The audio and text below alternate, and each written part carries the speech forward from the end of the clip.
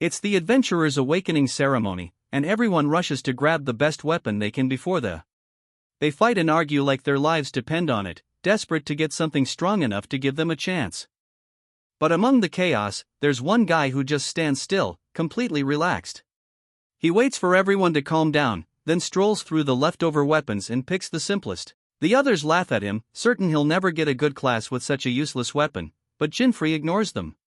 He knows exactly what he's doing. When the horde of monsters appears, the adventurers have 5 minutes to defeat as many as possible. Flying monsters swoop in from every direction, and while everyone panics, our MC reacts instantly. He knows their weak spots and one-shots the first monster, shocking the same adventurers who mocked him a minute ago. The others finally gather some courage and start fighting too, but most of them struggle to take down even one. Meanwhile, Jinfree dodges every attack with ease and drops Flying Beasts 1. After 5 minutes, the monsters vanish, and the adventurers are offered class choices. Plenty of them didn't manage to kill anything at all and can't choose a class whatsoever. Of course, Jinfree defeated the most, so every class is available to him. Everyone expects him to pick Swordsman or Summoner, the so-called strongest classes, but he shocks them again by Jinfree just smirks.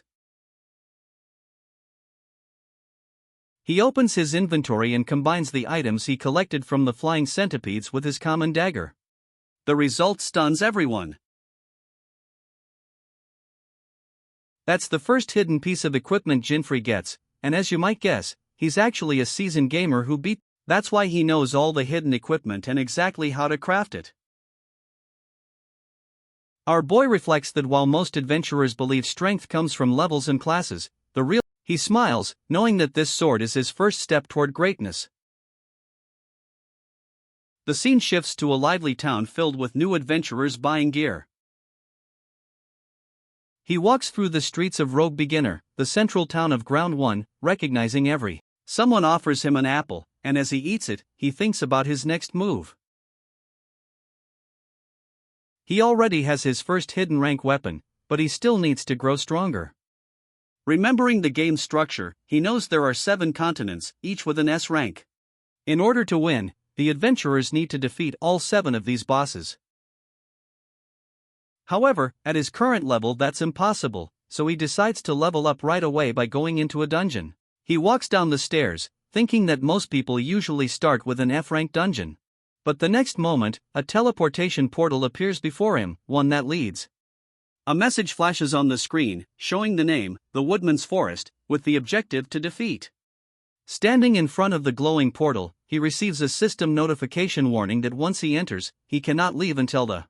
Taking a deep breath, he steps through. He looks around carefully, recalling that this place normally requires a level between 17 and.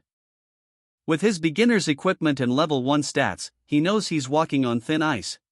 A rustling sound catches his attention, and a level 17 devil plant monster appears. Without hesitation, he equips his centipede sword and measures the level gap. It's risky, but not impossible. He reminds himself that one hit could be fatal. The creature's tentacles whip toward him, but he dodges just in time, relying on the. Spotting an opening, he leaps forward, strikes the weak spot, and triggers his sharp eyes skill.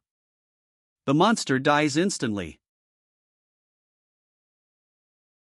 A system message flashes informing him that he has leveled up from level 1 to 10 in a single kill.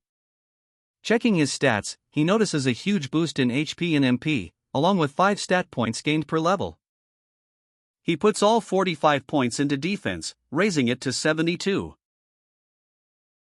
Grateful, he looks at his dagger, realizing how much power it has given him.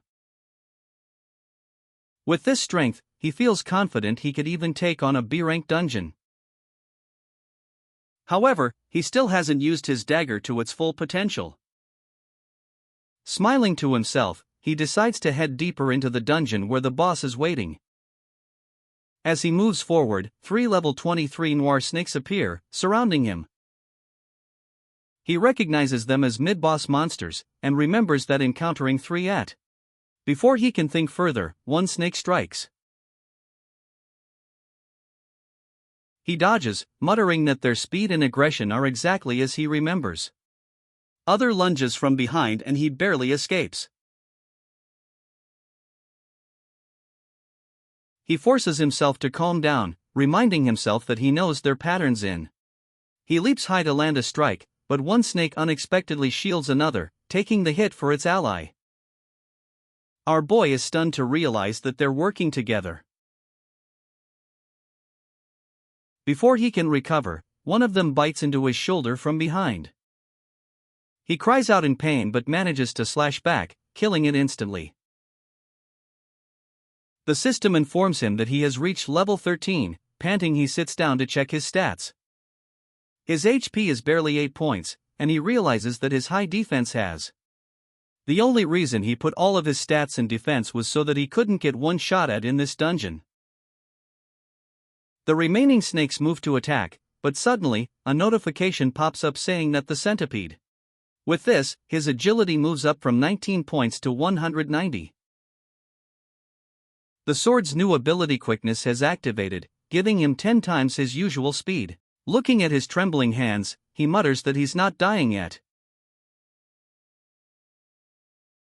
His level soon rises from 13 to 17, showing how much he's grown in just. Later, he rests under a large tree, feeling both exhausted and proud. He knows his level is now high enough to clear the dungeon. Though he thinks about healing, he decides against it, because if his health recovers. Instead, he plans to rely on his experience and avoid taking damage. As time passes, he continues fighting and defeating monsters with ease. Corpses pile up around him as he moves deeper into the forest. He decides to collect ingredients for another hidden item before facing the final boss. The list of items he needs includes water, thorny vine, acidic berry, caterpillar. He admits that the list for even a D-rank item is long. Just as he complains about the grind, a bear monster attacks him from behind. Without hesitation, he slays it and sits on its body, sighing that the. Still, he knows complaining won't help. He stands up and tells himself to keep gathering ingredients before the boss arrives. After some time, he reaches the edge of a waterfall. Having collected 2 ingredients already, he stretches out his hand for the third when a familiar voice. He turns around, startled, and sees a group of people approaching. As they come closer, he realizes with surprise that they are people from his own village. One of them, a man with yellow hair named Julius, mocks him for showing up in such a. He laughs at his basic synthesizer gear and calls him a poor loser who still uses beginner equipment. When his buddy asks if the hero is his friend, the guy explains that they only grew up in the same village. Our boy quietly admits to himself that what the man said is true. His father died when he was young, his mother is bedridden, and his little sister takes care of her. Having an adventurer was the only way for him to earn money and support them. Realizing that he is being ignored, the yellow-haired guy gets furious. He grabs him by the collar, threatening to beat him up as he used to when they were kids. Before our boy can react, a deep roar shakes the ground. Everyone turns toward the sound and a huge level 31 boss monster Cyclops emerges from the shadows. The friend of the bully freezes as he sees the massive monster. The yellow-haired guy shouts at him to run, but it's too late. He has become a target of the Cyclops and there is no way for him to escape. Once as expected, he gets one shot at by the boss. Trembling in fear, his friend collapses to the ground while our boy studies the monster carefully. He knows the level gap is massive and that the Cyclops' defense might make his attacks useless. Suddenly the boss sets its sights on him. A notification appears, confirming that he has become the monster's target and cannot escape the battle. Accepting his fate, he draws his centipede sword and prepares to fight. As the Cyclops charges again, he dodges with incredible speed, boosted by the passive skill. He remembers every movement pattern from the game encounters swiftly. The yellow-haired guy watching from the side is stunned since he can barely follow his speed and wonders if this powerful fighter is. Our boy circles around the Cyclops, knowing that running alone won't win the fight. He climbs onto the monster's arm and tries to land a blow, but the Cyclops blocks and counterattacks. The hero leaps up, aiming for the weak spot at the back of the neck. The monster retaliates, forcing him back to the ground. Still, he refuses to give up.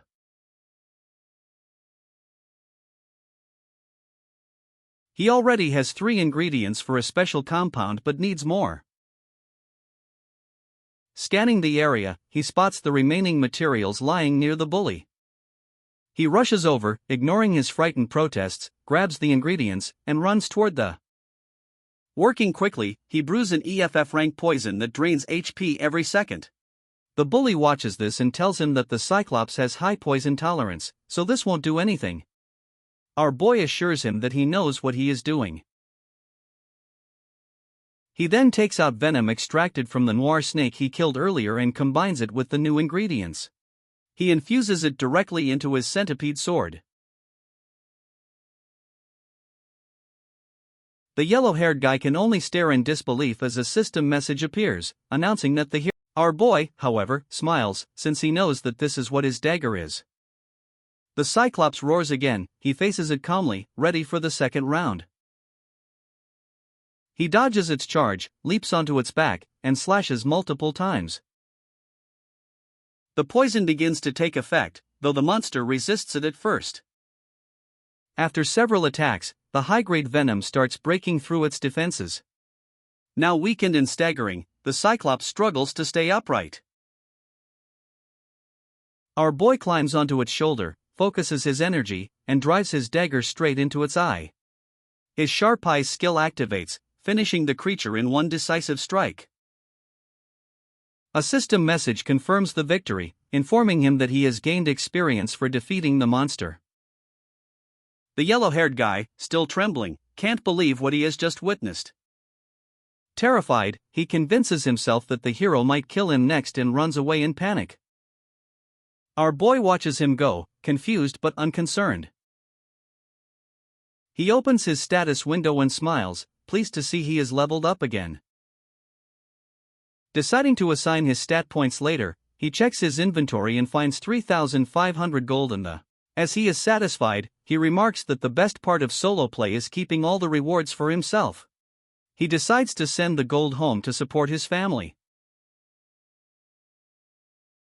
Afterwards, he starts searching for a specific item called the Cyclops Eye, which he needs to craft his. It isn't that nice to look at, so he chooses to ignore it for now. Closing his inventory, he starts walking towards another dungeon. At the entrance of the D-rank dungeon called Flat Plains, he stands silently, feeling a wave of nostalgia. The place reminds him of his early days as an adventurer.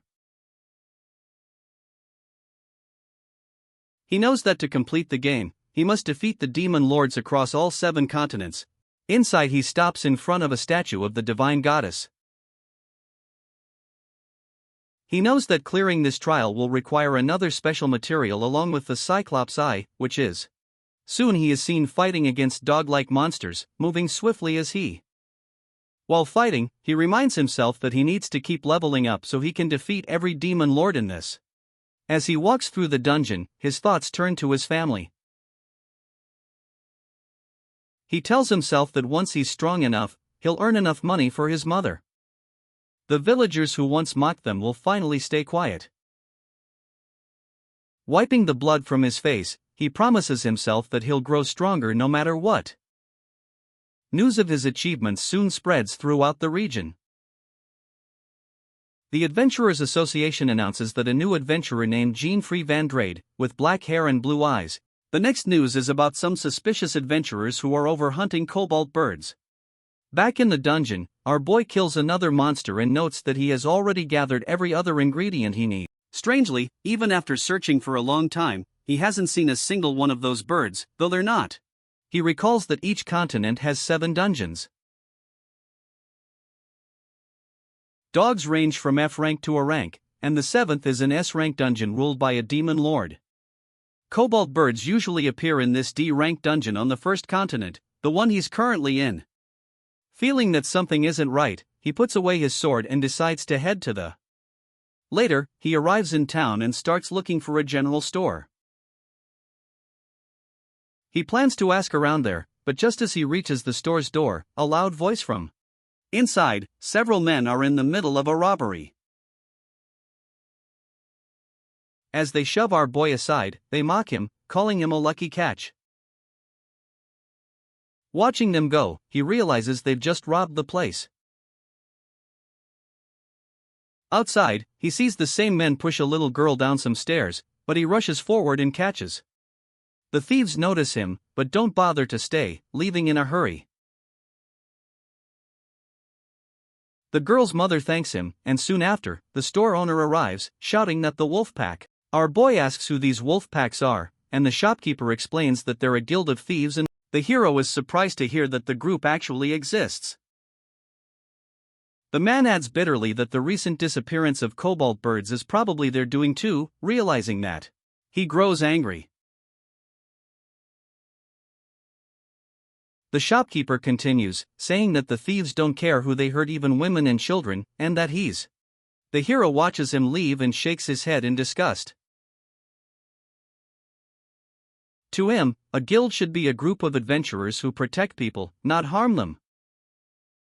Thinking about the innocent lives the thieves have ruined, and how they've even interfered with his own. Later that day, he hides nearby and watches the wolf pack celebrating their successful robbery. He quietly observes, wondering where the cobalt bird feathers might be. After searching the area with his eyes, he spots some jars filled with feathers. Now he's sure they're the ones who wiped out the birds. Before he can plan his next move, one of the thieves catches him and demands to know what he's doing there. Our boy raises his hands and tries to make an excuse, but the man doesn't believe. The hero dodges quickly, sweeps his legs, and knocks him out with a clean strike to the neck. The noise draws the others' attention. They rush in, surround him, and accuse him of being a spy from another guild. He tries to tell them he's not here to fight and only wants the cobalt bird feathers, but when they see the thieves attack at once. One swings his blade, but our boy blocks it easily and counters with the flat side of his sword, striking the man across the face. The thief screams and clutches his nose, accusing him of breaking it off. The hero sighs, thinking he barely hit him and that this chaos is unnecessary. He knows that fighting a whole guild alone is always troublesome. Suddenly, another thief attacks from behind, but he ducks and kicks him down. A third charges with a spear, but he catches it and punches him in the stomach, triggering a system notification that the man collapses, groaning in pain, while our boy apologizes softly before turning to face the. He dodges another attack, slashes his enemy's face, and knocks him out cold. Standing among the fallen thieves, he says that he never wanted to fight them in the first place. One of the injured men, struggling to speak, asks what he's after. The hero answers, simply revealing that he only wants the cobalt bird's feathers. Seeing him distracted, the leader suddenly strikes from behind, but our boy senses it and blocks the blow. He recognizes the man as the one who shoved the little girl earlier. He learns the man is Mossad, the vice guildmaster of the Wolfpack Guild, and realizes. The guy boasts about himself and asks if he has heard his name, however the hero disappoints him by. This makes the leader furious and he charges forward with his sword. Our boy mocks him, saying that his sword looks a bit cheap for a thief. The leader sees through the rage bait, but admits that the guy is more skilled than he looks. When the hero dodges all of his attacks, he starts attributing it to his rare weapon. He claims that he is an adventurer, and his weapon is nothing more than decoration for him. What matters most is his class and skill. Even with that sword, he is still a newbie since he is wearing the beginner armor from the synthesizer class. Realizing he has got it all figured out, the thief leader uses a skill to make his swords. The hero blocks it using the centipede sword. The man claims that the hero is at a disadvantage since he knows his class and what skills he can use. If he can just get rid of his blade, he will be utterly useless. On the other hand, he has no idea what skills he might use to attack him next. Hearing this, our boy asks him if his class is thief since the only skill they can use. This ragebait successfully works on the man and he shouts that he is a summoner. This doesn't make things easier for the hero since he knows that if the man uses his steal skill to take away his sword, he decides to end the fight quickly. When two of the thieves charge from behind, he flips away to avoid them and lands a clean hit on the leader's wake. The guy collapses, unconscious and screaming in pain. Our boy feels sorry, then warns the others to hand over the cobalt bird feathers if. One thief tries to bargain but his buddy calls out the hero's actions and accuses him of being a rival guild spy. The situation escalates as more members return and surround him, angry that they debate whether their vice master really lost, some refusing to believe it and blaming excuses. Only a voice calls out and the thieves rush to greet their guild master, quickly reporting the incident. Our boy watches the man approach and realizes this is the guild's head. When asked which guild he belongs to, the hero calmly says he came alone and is not part of any group. The guild master laughs at the idea that one man did all this alone and surprisingly offers him a place. Our boy rejects the offer. He says he only came for the cobalt bird feathers and intends to avenge the shopkeeper and the girl. Following the guild trash for preying on the weak, he refuses to join. The insult enrages the guildmaster, who draws his weapon and challenges him. The hero dodges the powerful strike, which cracks the ground and watches the master grow furious as he declares. Seeing the guildmaster's strength, he quickly realizes that this man is no ordinary thief. The next attack comes fast and our boy barely dodges. The guildmaster keeps striking relentlessly, forcing him to move back while thinking that he must finish. He rushes forward to strike, but the guildmaster swings first. The guildmaster, slightly shaken, admits to himself that even a blunt hit from his sword hurt. Then, to the hero's confusion, the guildmaster puts away his weapon. Our boy wonders what he's planning until it suddenly makes sense. The man yells his skill's name and a wave of power bursts from his body. It's revealed to be Infight, a skill that doubles all physical stats for 3 minutes when the guild members cheer proudly, while our boy realizes he's facing a brawler. Before he can react, the guild master charges forward and punches with terrifying strength. The hero quickly understands that if even one of those punches lands, it'll be over for him. As the guild master attacks again, he counters at the perfect moment using his sword's handle. A sudden system notification confirms the fatal blow. The guild master stumbles, vomits from the pain, and collapses lifelessly like a defeated beast. Seeing their leader fall, the remaining thieves freeze in terror, glancing. One of them stammers in disbelief, realizing that the person who defeated their leader is none other than. The group gasps together, finally understanding that the person standing before them is the blue-eyed. The hero, on the other hand, looks completely lost, unable to understand why they're. When he calls out to them, even his voice terrifies them further, and they instantly. Watching them flee, he stands there, puzzled. He wonders why they ran when they still outnumbered him, and more importantly, how they even knew his name. With a sigh, he decides not to dwell on it. The guildmaster still lies unconscious on the ground, so he chooses to take the cobalt bird feathers and return the. After finishing his task, he moves on to his next destination, and B rank. Deep inside one of its caves, he has just defeated a level 35 boss monster named Baphomet. The system confirms his victory and rewards him with experience points. Looking at the fallen creature, he shrugs, feeling that the battle was too easy compared to the intense fight he once had. Leaving the dungeon, he heads toward a large plaza where the statue of the divine goddess stands. As he looks up at the statue, a wave of nostalgia washes over him. According to legend, unlocking the statue grants access to a second hidden treasure. Deciding to test it, he takes out the Cyclops eyeball and the cobalt bird feathers. He notices that the statue's left eye is hollow, perfectly shaped to fit the eyeball, and that one of the wings on its back. Carefully, he places both items in their proper places. The moment he finishes, a system message appears, announcing that the wishes of the divine goddess have been fulfilled. The statue begins to shed tears of joy, and as the tears drop into a golden cup, he looks at the cup and details. It is called the Lucifer's Halo, an unknown ranked treasure that increases the wearer's luck by 1. The ring grants 3 special abilities: the power to read the thoughts and emotions of others, a passive sense that detects them. Realizing how rare and powerful the treasure is, he smiles and understands. He looks back at the statue and quietly thanks the goddess for her gift. As he puts on the halo, he starts to feel like someone dead person who just came back to life. However, this appearance may help him since no one would ever guess he's carrying a powerful defense item. After obtaining the Lucifer's Halo, he makes his way to an S-rank dungeon known as Mount Agni. When he arrives, his excitement fades as he reads a notice on the wall stating that the dungeon is so dangerous.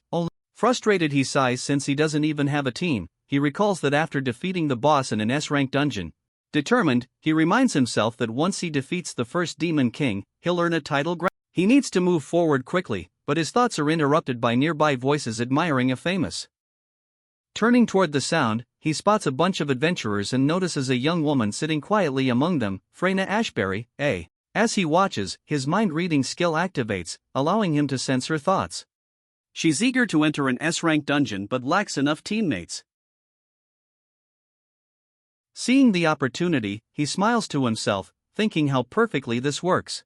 He soon learns that her team has decided to split up for now since they couldn't find anyone else to join. Seizing the moment, he approaches and offers to help, suggesting they let him join their team. The group turns to look at him, but their eyes fix on the mysterious death halo floating above his head. He immediately realizes what they're thinking but ignores it. The brown-haired man in the group politely declines, explaining that they've decided to give up for now. Using his mind-reading skill again, he senses the man's feelings of consideration as one of their. Understanding the situation, our boy turns to girl and asks for her opinion. Her worried expression makes it clear she's troubled. When he asks if she has a personal reason for wanting to enter the dungeon, she tries to brush it off, but he senses that she's anxious about her father, an explorer who went missing a month. Realizing this, he introduces himself properly, saying he also wants to enter the S-rank dungeon as.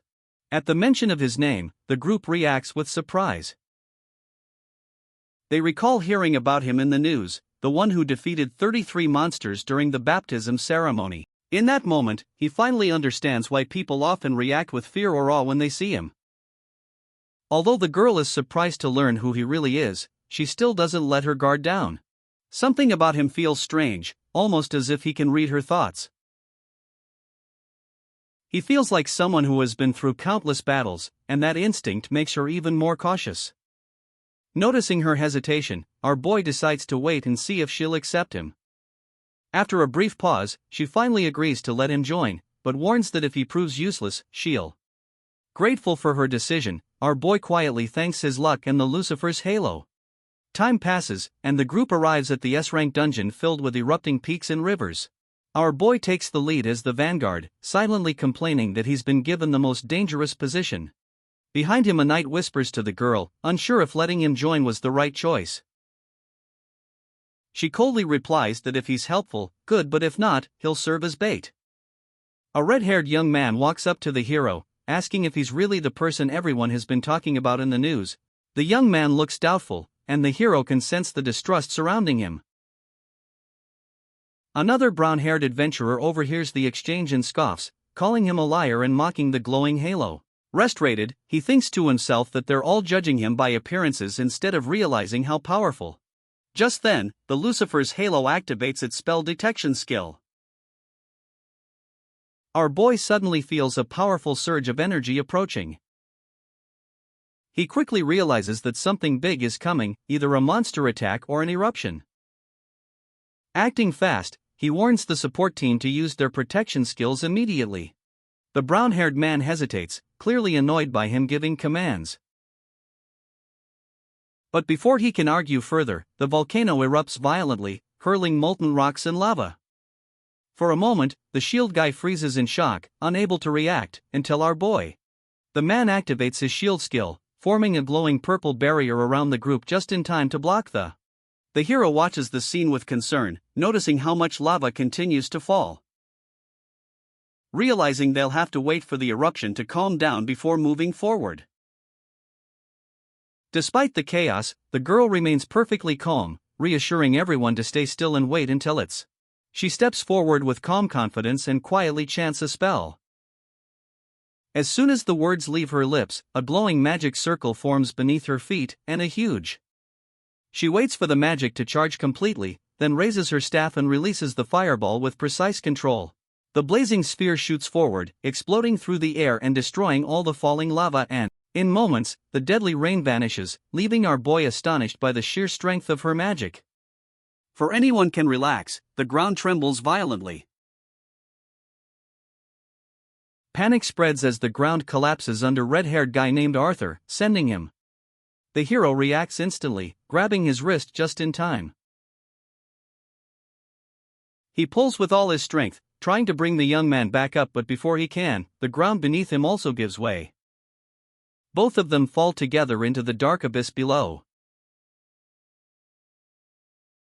As they tumble through the air, the hero curses his luck, realizing that falling from this height could mean death. But just when he braces for impact, he feels something soft cushion their fall.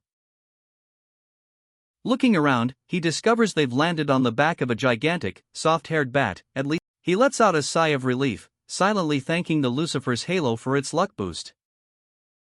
However, their relief doesn't last long. The soft-haired bat's calm face twists into rage as it realizes two strangers have landed on it. The hero instantly senses the danger and warns the guy to move. Both of them try to scramble off the creature, but the bat's fury only grows. Our boy quickly explains to Arthur that the soft-haired bat isn't an ordinary monster.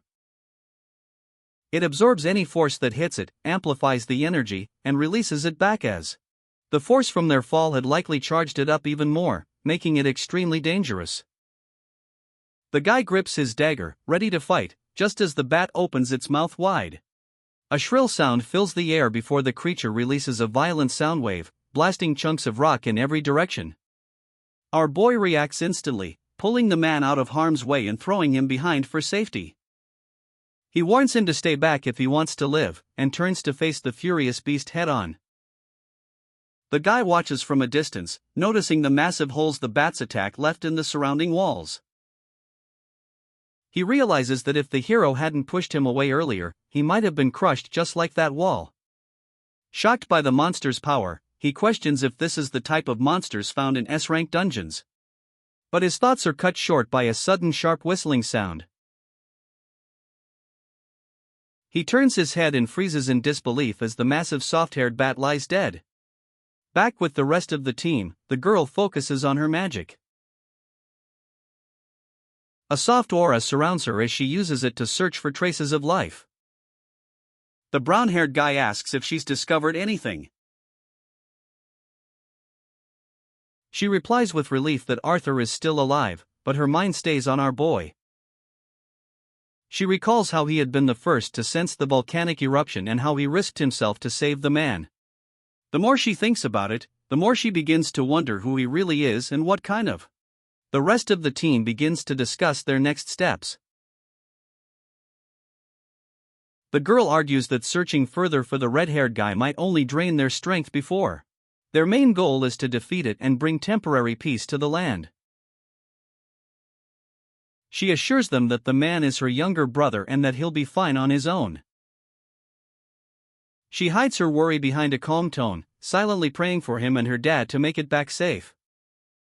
Meanwhile, deep underground, the hero learns from Arthur that leader of the group is his sister. During the situation, he asks if the guy is calm enough to continue and decides it's time to move on. The red-haired guy follows, though confused about their direction, pointing out that the Demon King's lair is higher. The hero glances at him and tells him bluntly that facing the Demon King at his current. Instead, he decides to take Arthur down to the lower areas, where weaker monsters roam. The guy feels torn but knows he is right. Overlong, they arrive at a large open area, swarming with fiery red birds. He quickly realizes these creatures are far stronger than the soft-haired bat they fought earlier, and facing A. However, our boy has other plans. His blade flashes once, clean and precise, instantly beheading a firebird. The rest of the flock screeches in fury and dives toward him, but he cuts them down. The red-haired guy can only watch in awe, realizing how overwhelmingly strong the hero is, but his admiration doesn't. He spins around just in time to see a fire chicken diving straight at him. Acting on instinct, he leaps aside, narrowly dodging the fiery attack. Without hesitation, the guy draws an arrow since he knows it's dangerous to fight at. The arrow pierces through the monster's throat, and it crashes to the ground in a burst of sparks. He smirks proudly, feeling his confidence return. When he turns to check on our boy, the scene stuns him. Dozens of firebirds lie scattered across the ground, lifeless, and he stands in the center of it all. He grins and offers the guy one, telling him it's firebird meat that tastes just like fried chicken. The man stares in disbelief, unsure if he should even touch it, let alone eat it. Inside, he curses his luck, realizing he needs to eat 50 of these too. Just then, his mana sense skill activates, flashing a warning informing him that a large surge of energy is approaching fast. He stiffens, muttering under his breath at the bad timing. He looks up and spots a massive level 45 salamander creeping towards them. Our boy immediately recognizes the monster. It's the mid-level boss of Mount Agni, the salamander. But before he can act, a sharp pain hits his stomach, and he vomits. As he looks up, the salamander swings its massive tail toward him. He dodges, but the attack smashes into the ground, sending the kid crashing. He quickly checks on him, and the guy assures him he's fine. He tells Redhead to stay out of the way while he handles the monster. Watching the creature's slow movements, he jokes that maybe it also ate something bad. Then the salamander spits out bones, and our boy realizes they are human remains. The guy notices a sword lying nearby and freezes in shock. The hero smirks, suggesting that they end the fight quickly before they both start throwing up again. The man recognizes the sword in torn clothing as his father's. Rage overtakes him. The system alerts the hero that Arthur's killing intent is rising fast. His face twists in fury as he draws his weapon and charges at the salamander, shouting that he'll. Our boy tries to stop him, warning him that he can't fight it alone, but the salamander strikes. The guy refuses to back down and swears to kill the creature. The hero grabs him, shouting for him to stop before he gets himself killed. He reminds him that this monster is far beyond his level, and dying here will. The guy finally pauses, admitting he can't forgive the creature that killed his father, and tears fill his eyes. The system then informs the hero that Guy is blaming himself for being weak. Feeling sorry, he apologizes for yelling and asks if he can use the Inspire skill.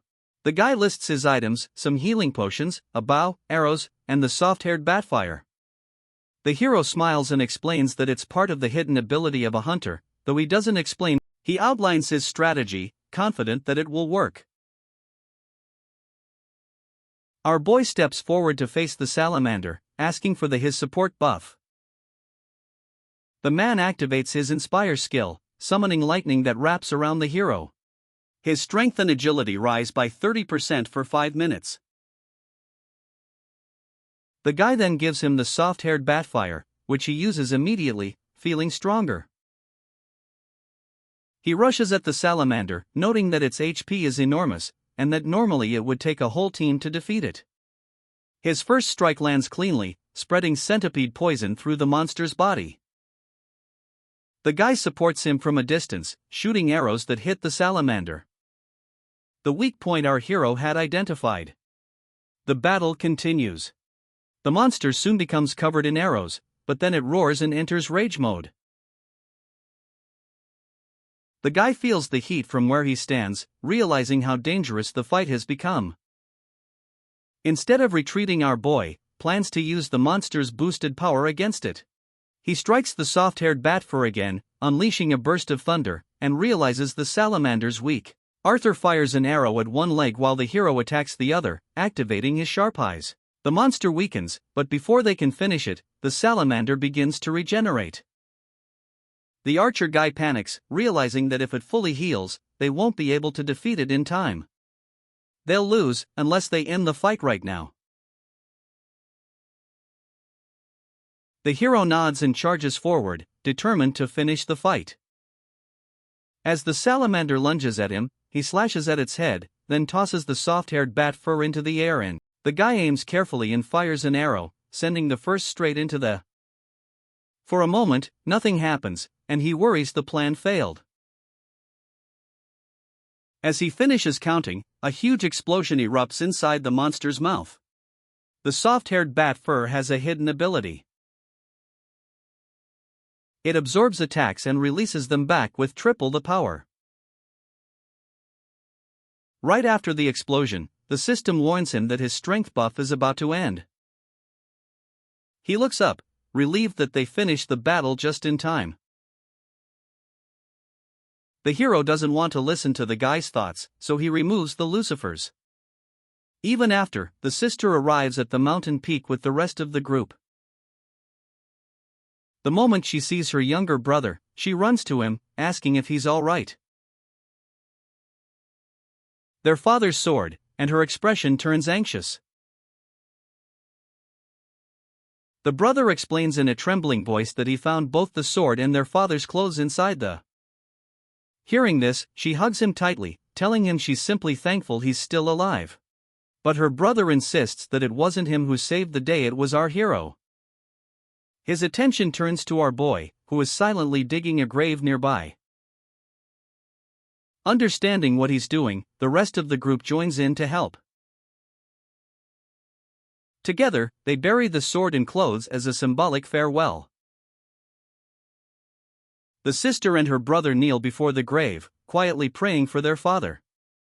Watching them, he feels a pang of emotion as old memories of his own past resurface. Afterward, she thanks our boy sincerely for everything he's done. He simply replies that he didn't do much, and her brother survived because of his own strength. He disagrees, saying he knows his limits well enough to understand that he wouldn't. From slaying the salamander to saving his life, he made it all possible. He adds that all the rumors about his incredible strength were true. Our boy brushes off the praise, reminding them that their real enemy, the demon lordess, is still out. The girl vows that she'll turn that enemy into ashes. The group then continues their climb toward the volcano's summit. Along the way, monsters ambush them, but she blasts them apart with her magic while the hero swiftly. Eventually, they reach the fiery peak. From the flames rises a massive, terrifying creature, the demon lord himself. With a deafening roar, the monster mocks the adventurers, asking if they've come all this way just to die. Sensing danger, our boy shouts for everyone to fall back, warning that its first attack will be a fire breath. The girl immediately orders everyone to follow his lead. They all retreat except the hero, who stands motionless, facing the creature head-on. She screams for him to move, but before he does, the demon lord unleashes a wave of blazing fire.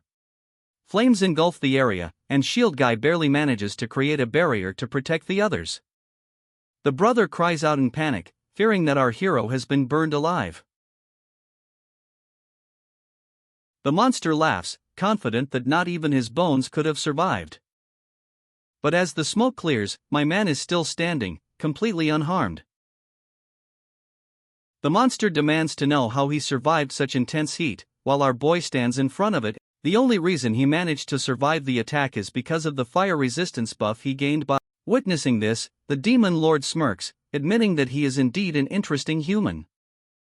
The guy breathes out in relief, grateful that his friend is alive, while his sister watches in disbelief. Our boy smirks as he thinks to himself that eating 50 pieces of the firebird meat will give you.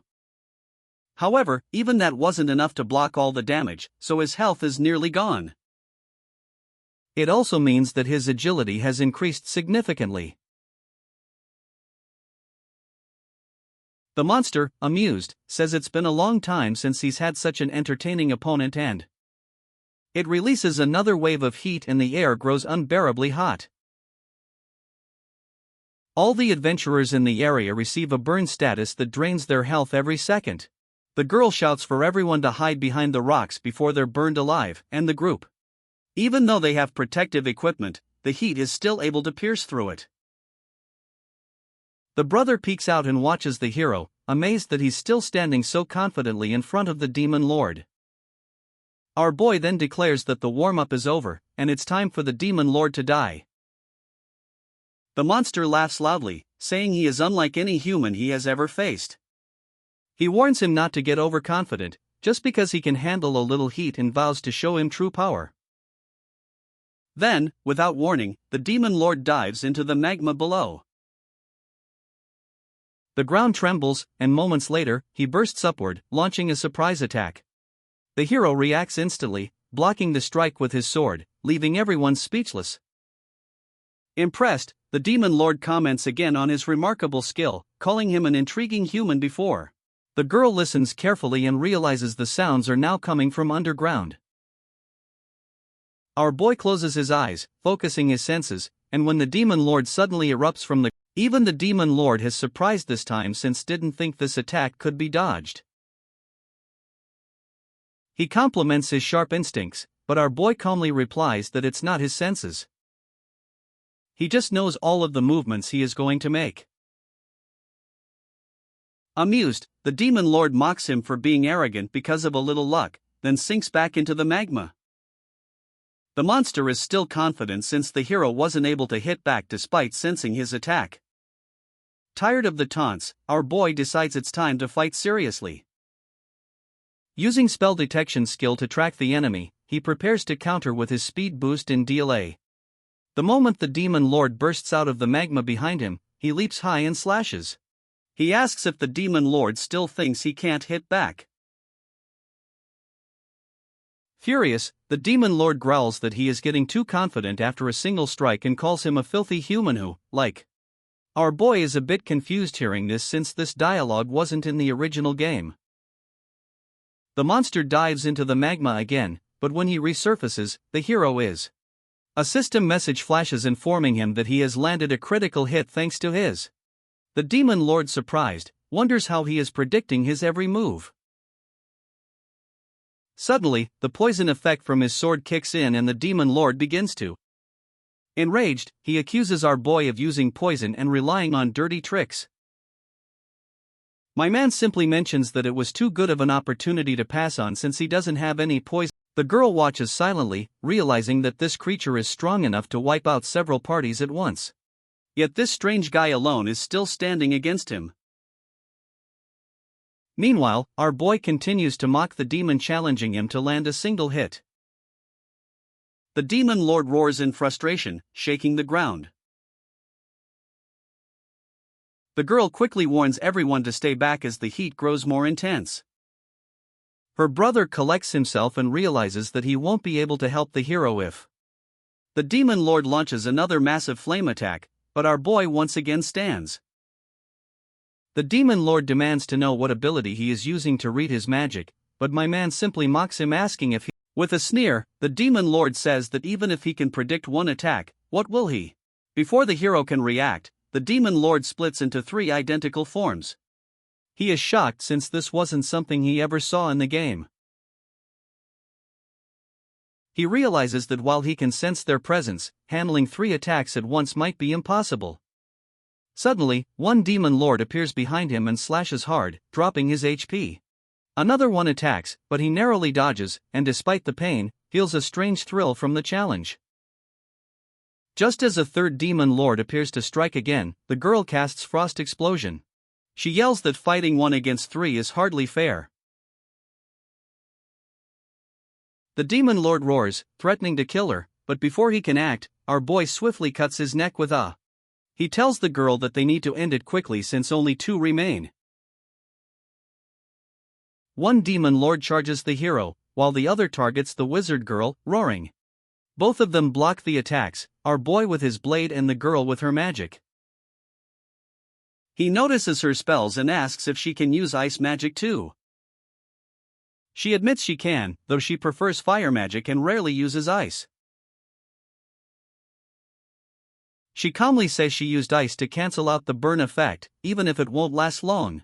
Hearing this, he tells her to keep it up for a bit more and stay still. Only he dashes forward with incredible speed and kills one of the demon lords easily, thinking. The last remaining demon lord retreats into the magma again. She tells him that she understands, but she'll still help however she can. The girl then activates her sunflame magic, and a system window appears, announcing that her magic boosts attack power and strengthens fire resistance for 3 minutes. Hearing this, our boy realizes that his fire resistance has now grown even stronger. She explains that as long as the buff remains on him, she can't use her magic, so that's. After that she leaves the battlefield, and he calls out to thank her for the powerful spell. Inside the volcano, the demon lord rages in fury, muttering that he never imagined a. He curses our boy, calling him annoying, and vows that once he recovers, he'll kill every. But before he can do anything, the hero suddenly appears before him. Bro taunts him for hiding and asks if he's too afraid to fight. The demon lord is stunned to see him standing unharmed inside the volcano, unable to believe. Before he can react, our boy attacks, striking him down with a powerful blow. The volcano erupts violently, sending magma shooting into the air while everyone. Moments later, he emerges from the eruption. Overwhelmed with relief, the red-haired guy runs toward him, asking if he's okay. One of the squad members immediately calls out for a healing potion. The sister smiles softly, saying that now their father's soul can finally rest in peace. Then, a system window appears in front of our boy, informing him that he has defeated the demon lord and. In addition, he also gets an S and an A rank item. These are both rare materials, but it's not what he expected. Her brother admits they could never have survived without him. He smiles, saying they all fought together, and it wasn't just his victory. The sister mentions that she also received some rewards, but she feels bad keeping those items. Our boy assures her that it's fine since she helped him with the buff. Still, the girl insists that he keep a part of the rewards and mentions a B rank item called the Blazing Stone. The hero immediately lights up hearing the name and asks if she would like to trade it for his S. She seems surprised that he wants it so badly, but he explains that the Blazing Stone is more precious to him. Hearing this, she simply gives it away since she doesn't care that much about it. Our boy jumps in excitement, shouting that he finally got the Blazing Stone. She blushes as she watches him celebrate. At the same time, he gets a notification from the Lucifer's halo that the girl has a small crush on him. However, he also has someone jealous of him. He gets a bit annoyed by this, but it doesn't matter since he has the Blazing Stone now, and it's time to head. The scene shifts to Rogue Begin, the central city of the Ground One, where our boy, the wizard girl, and her. She mentions that she and her brother have decided to take over their fathers. The brother adds that the next time they meet, he'll be much stronger, and he thanks the hero sincerely for everything. Our boy smiles and says he'll look forward to that day. As he walks away, he reflects that he finally got the Blazing Stone, the key item that could only be found. It was all thanks to his past memories, but he also had a lot of luck on his side. Having already sent money home, he's ready to move on to his next destination. At a teleportation portal, 2 adventurers notice him. One wonders aloud if that's the same person who defeated the demon lord, but the other laughs it off. Just then, a new system window appears in front of him, asking if he wants to travel to the ground too. He presses yes, and as his body begins to teleport, the adventurers stare in shock. One of the bystanders laughs and says there's no way that could be true, insisting the other must be daydreaming. The scene then shifts to ground 2, inside the bustling central city known as Second Life. The first place my man visits in this city is the Grand Casino. While standing outside, a system window pops up on his screen, informing him that he has a missed. Curious about what she wants, he calls her back. She greets him warmly, but her tone quickly turns sharp as she questions where he is and what he's doing. He assures her that nothing is wrong, though in his mind, he admits he hides his adventuring life from her and their mother to keep them from worrying. He keeps talking, saying she believes him, but then mentions that their mother's condition has gotten worse. The hero freezes at the news, sits down on a nearby bench, and silently vows to earn as much money as. Nearby, two adventurers chat about an upcoming auction. One asks if there are any rare items listed, and the other mentions high elf tears. He knows that high elf tears are a key ingredient for crafting elixirs capable of healing almost. He also realizes that such an item would attract countless wealthy bidders and could cost millions. It won't be easy to get, but he decides to find a way to earn enough money. The scene shifts to an E-rank dungeon on ground 2 called the Eternal Snowfields. The hero knows that clearing higher-ranked dungeons is the fastest way to make money.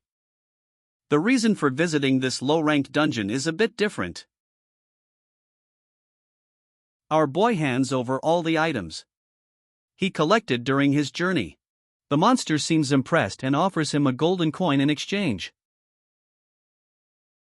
This isn't just a normal gold coin, but an A-rank item that can double the amount of gold earned. Feeling satisfied with the deal, our boy decides to begin hunting monsters.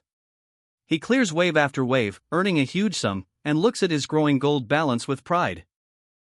After all the hunting, he manages to collect 12 million gold, but he's not done yet, so he decides to head. Later, the scene shifts to a crowded underground club in Ground 2, a place he describes as, despite the shady atmosphere, he feels no reason to back down. Nearby, a man celebrates another win, boasting that his bad luck has. However, our boy can see right through him thanks to the Lucifer's halo showing him that he has made over 10 million. Realizing the man is both corrupt and rich, he decides that he's the perfect target. The bald guy notices him and welcomes him with a smirk. The hero plays dumb and claims to be a new player, when in reality, he used to be a. During his found an easy mark, the bald guy suggests playing a roulette game called Queen. He even offers to let him choose the betting amount, confident in his winning streak. Just then, our boy reads the dealer's mind and realizes he is preparing to cheat. Turns out that the dealer is also involved in the cheating. My man finds the situation amusing, thinking to himself that this casino hasn't changed at all since the last time he was here. The game's mechanics come back to him easily. In Queen of the Casino, the dealer throws 2 balls across the roulette board, and each player selects 2 numbers. The outcome depends on where the balls land. If both match, the reward is doubled. If neither matches, the bet stays, and the game continues until someone wins. Players can't pick the same number twice in a single round. Feeling smug, the baldy asks the hero for his numbers and the amount he wants to wager. Our boy stays perfectly calm and chooses red 36 and black 10, betting 10. Both the bald guy and the dealer freeze in shock, staring at him as if they misheard. My man looks at them with a smirk and repeats his betting amount. While both of them are frozen, he reminds them that if they don't pick their numbers before the ball stops spinning. As the ball spins, the dealer stares in disbelief, unable to understand how he managed to predict. Meanwhile, the hero simply smiles and reminds him to choose his numbers. The bald guy whispers to the dealer in panic, demanding to know what number to choose. Inside, the hero smirks to himself, grateful for his skill, which allows him to see through. He even knows that the dealer's real class is Hunter, with a special skill called Snipe 1. A moment later, the ball stops exactly on red 36 and black 8. He calmly claims his victory, saying it must be his lucky day. Deep down, he knows that this is all a scam where the dealer already knows the target numbers thanks to him. However, it didn't work this time since our boy was a gambling veteran. Furious, the baldy accuses him of cheating, and the dealer quickly supports the accusation, calling. The manager arrives, surprised to see a bet worth 10 million gold and our boy immediately senses that the conversation won't be as peaceful as it sounds. His instincts prove right when the guards rush toward him. Without hesitation, he kicks a table toward them and knocks one of them down with a punch. As the fight breaks out, more people surround him. One tries to shoot at him and the bald guy even brings out a knife. The hero reacts instantly. He grabs the bald guy and throws him straight at the shooter, taking both of them down. Watching the chaos, the manager mutters that he is far more troublesome than expected. One of the employees whispers that this must be the same person who broke the baptism ceremony record on the news. Hearing this, the manager stiffens, realizing how dangerous the situation. Another person adds that if this young man is really here on the ground too, it must mean he has already defeated the demon lord. Annoyed by their whispering, the hero demands that they stop wasting time and either. The manager quickly changes his attitude, bows to him, and apologizes for accusing him. Outwardly, he pretends to be respectful, but deep down, he still wants to screw him over. The manager politely asks if there's any way he can make up for the misunderstanding. Our boy lets out an evil smirk and asks for all the money they have in the club. Shocked, the manager stammers, asking if he means everything. He confirms and adds that he also wants the auction invitation. When the manager hesitates, he warns him not to play dumb, reminding him that he already knows all. He threatens to report them to public security or come back to ruin their business if they refuse. Nervous and sweating, the manager agrees to give him everything. The scene then shifts to the grand auction hall of the Second Life Center. The hero checks his balance and notes that it's not as much as he expected, but still enough for what he needs. He knows this auction might be his only chance to get the high elf tiers. After handling the casino's manager, he managed to secure an invitation and now all he needs to do is win the bidding. Inside, the furious manager curses our boy for taking everything from them. Just then, the branch manager arrives and the scene once again changes back to the auction hall. The auction finally begins and the host announces that 11 items will be auctioned today, all rare and verified through the system. The first item presented is Orcish Sword, which is a collector's item, but it's the bid for the sword starts at 2 million gold. As the auction continues, our boy reflects on what he needs for the elixir, high elf tiers. Normally these items could only be found in dangerous dungeons spread across the continents, but to his surprise, all. Soon, the Azure Dragon liquor appears on display, and he realizes that if he can get this item. The next item shown is the Ice Chimera's Fong, a rare monster drop from S-rank dungeons. The starting bid is 500,000, but someone immediately raises it to 10 million. Our boy is shocked, but when he looks back, his shock grows even more to see the casino manager. He realizes that the guy played him since he had more gold, even though he has the gold. He decides to save it for later since he really wants the tears of the high elf. With that, the Ice Chimera's Fong go out to the manager who is part of the Wind Snake Guild. It is a huge intercontinental guild with more than enough money. Even though our boy knew this guy was part of the guild, he underestimated just how powerful the guild was. The branch manager looks at the hero and asks if he was the one who caused the mess. The manager explains how he not only stole their money, but also took their auction invitation and used it publicly without hesitation. Hearing this, the branch master declares that they can't just ignore the insult. They must make an example of him and show everyone what happens when someone dares to cross the guild that. Meanwhile, the announcer reveals the next item, the ancient red soil. It's a mysterious item said to exist only in S-rank dungeons on Ground 3. Even though the bid starts at 7 million, our boy immediately raises it to 50 million. Startled, the announcer repeats the amount aloud for everyone to hear. But before long, a new bid of 200 million comes in from the Wind Snake Guild, shocking everyone, including the hero. He expected competition, but never imagined the price would jump so high. Their wealth and influence clearly go beyond anything he can match. As the crowd buzzes, he reads the Manger's mind, figuring out that the Snake Guild plans to sabotage all his bids. Realizing this, he feels the pressure mounting. If they keep interfering, he might lose his only chance to get the high elf tiers and retrieving it later. Fighting against such a powerful organization with money is impossible for him. Still, as he thinks it through, a new idea begins to form, something risky, but perhaps his only option. He sighs, knowing this won't end peacefully, and starts betting on every item. Just as he expected, the Wind Snake Guild starts to overbid on items that are not even useful. He spends 300 million on the Azure Dragon liquor. Our boy pretends to be annoyed, which makes the manager laugh as he declares that he won't stop until he gets every. Internally, the hero laughs, telling them that they are the fools, since his plan was to make them bid for it all along. Finally, it's time to auction the tiers of the high elf. Something said to steal hearts and tears alike.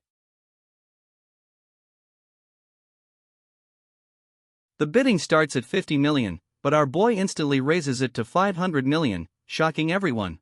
My man knows he has to lock in for this item since he can't let it go. The manager furiously doubles the amount, bidding 1 billion gold, thinking that he will win. However, their bid is marked invalid since they have already reached their item limit. The announcer explains that according to the rules, a single bidder can only win up to 5 items. The Snake Guild has already reached that number, so they can't bid anymore. This regulation was made to stop monopolies on rare items. Furious, the manager argues that he had no idea about this rule. Our boy knows that this isn't a normal auction, but a special one approved by the Adventurers Association. They're trying to keep things fair. The organizers should have made the rule clear, but they didn't. The auctioneer then announces that the high elf tiers are sold to the man wearing the Halo 4. The crowd claps while our boy isn't too happy with his new name. He accuses him of humiliating him and says that he won't let it go this easily. Before he can cast a spell on him, our boy warns him to calm down and settle matters. He tells him not to drag innocent people into it. The manager, still furious, considers attacking him, but the branch master steps in and the manager stays quiet and the auction ends. Later, the hero sits outside, reflecting on the chaotic event. He admits things turned out unexpectedly, but feels relieved that he managed to win the high elf tiers. The other 2 items were taken by others, but he believes he can get them eventually. Still, missing the Azure Dragon liquor bothers him as it would have helped him craft his next hidden. He sighs, realizing he can't do anything about it now. Just then, a girl approaches and talks about his halo, saying that he is wearing such. My man stands up silently and wonders who she is. She apologizes for her sudden question and asks if he knows the Wind Snake Guild's branch master. Surprised, he asks what she means. The girl explains that the long-haired man beside the angry manager was actually the branch master. The hero admits he doesn't know him personally and was only involved with the guild due to a different matter. Then he asks who she is. While she claims that she is going after the guild due to personal reasons, he uses his. Her name is Mila, and she has been assigned to investigate the guild by the Adventurers Association. He immediately realizes she must be in the League of 8, comprised of elite S-rank adventurers. These people are powerful, respected, and wealthy. This brings him back to the past when he finished the game and joined the League of 8 to kill time. He asks her why she is still waiting here since the branch manager is already gone. The girl says she plans to continue her mission but wants to ask one more question. What exactly is that floating halo, and where did he get it? He quickly realizes she doesn't know about hidden equipment, rare items not approved by the association, and if she, so he pretends not to understand what she's talking about. Just then, he reads her mind and realizes that she is only interested in the. She senses his nervousness and asks if something is wrong. He brushes it off, saying it's just a long story that would take too much time to explain. This makes her a bit annoyed, but she lets it go, saying that she will find the item on her own. He watches her leave, surprised by how unique she is. An equipment geek, who also happens to be one of the 8 elites, and judging from her composure and strength. Meanwhile, the girl is also thinking about him. Even after all her travels across the 7th ground, she's never seen any equipment like the one he has. She begins to wonder who he really is. Later, we see our boy defeating the boss in an A-rank dungeon called the Moonlit Wilderness. The boss monster drops the goblin's glove of thievery, which is exactly what he wants. He reminds himself that his real goal is to reach the S-rank dungeon to obtain the ice. But before that, he needs to collect a certain hidden piece of equipment. To do that, he must steal the Azure Dragon liquor from the guild since he needs it to craft his next hidden item. Using spell detection to track their location, he soon discovers that the elite girl is. He also spots him, wonders if he's following the Wind Snake Guild. Meanwhile, the manager along with the branch manager enter a secret passage. The two of them enter the Wind Snake Guild's private biotope, where the branch master examines rows of. The manager asks about the harvest, and the branch master replies that it looks promising enough to sell. The manager smiles, relieved that they might finally recover their lost funds, and just then, our boy appears behind him, casually commenting that flower farming seems to be their hobby. With the manager and the branch master freeze in shock, the manager shouts angrily, demanding to. The hero calmly points out that the flowers, moonlight azaleas, are ingredients for magical doping. The branch master narrows his eyes, asking if he is an agent from the adventurers. The hero denies it, explaining that he only wants the Azure Dragon liquor. The manager explodes in anger, calling him an arrogant fool and asking if he has any. Before he can attack, our boy vanishes and reappears behind him in an instant. From a distance, the elite squad girl observes the entire scene, listening closely. The hero tells the manager not to misunderstand, as he isn't here to fight but to talk, and he's. The manager snarls that his real target during the auction was the Azure Dragon liquor, and declares he'll. He draws his dagger and charges at him, but he dodges effortlessly and counterattacks, striking. The manager collapses to the ground, unconscious. The girl watches in disbelief as he defeated him with a single blow. She wonders what kind of weapon he used since she's never seen a short sword like that before. The branch master, however, remains calm and tells him that he's brave for standing against criminals. His patience has run out and he must pay the price.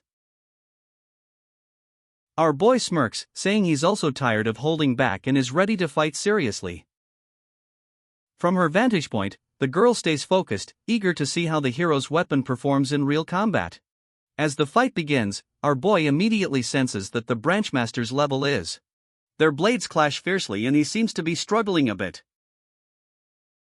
The girl recalls hearing about him from the association since he is the new adventurer who broke every record during the. Watching his movements, she can tell he's skilled and sharp in combat, though Samoin, the branchmaster, clearly. The branch manager finally lands a strong hit, sending our boy crashing backward. He smirks, impressed, saying that he is doing well for a beginner, but still can't hope to beat him. Mocking him further, he asks if he really believes he's some kind of hero who never gives up.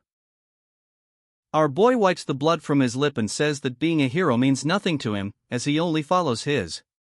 The guy laughs at his words, calling him a naive kid, then charges forward again. Our boy blocks each strike and continues pressing on, refusing to back down. The branch manager begins to feel uneasy as something about his movements feels off.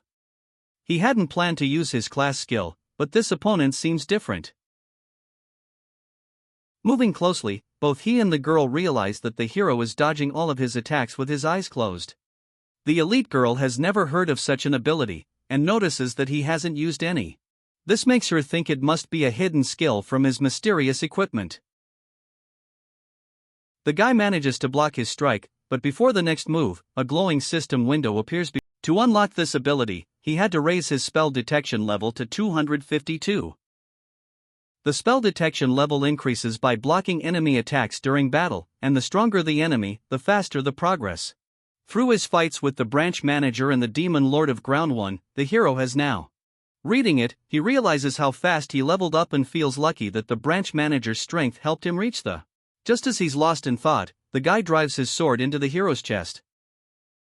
He tells him that he lost because he underestimated the world, as there will always be someone stronger. Interestingly, my man appears behind him, completely unharmed. Calmly, he tells the guy to keep talking about who's stronger or weaker. The branch manager freezes in disbelief since the hero was just stabbed, yet he's alive and standing behind him. He wonders if he used some kind of class skill or hidden ability. Our boy tells him he's getting too emotional, and it's embarrassing to see. Watching from afar, the elite girl senses something strange about his presence. The guy looks down and sees that the hero's body in front of him has vanished, but the sensation of hitting. Before he can make sense of it, our boy appears again and attacks. This time he can't even track his movements. He glances down realizing that the hero's blade is already piercing through his chest. In shock, he demands to know what just happened.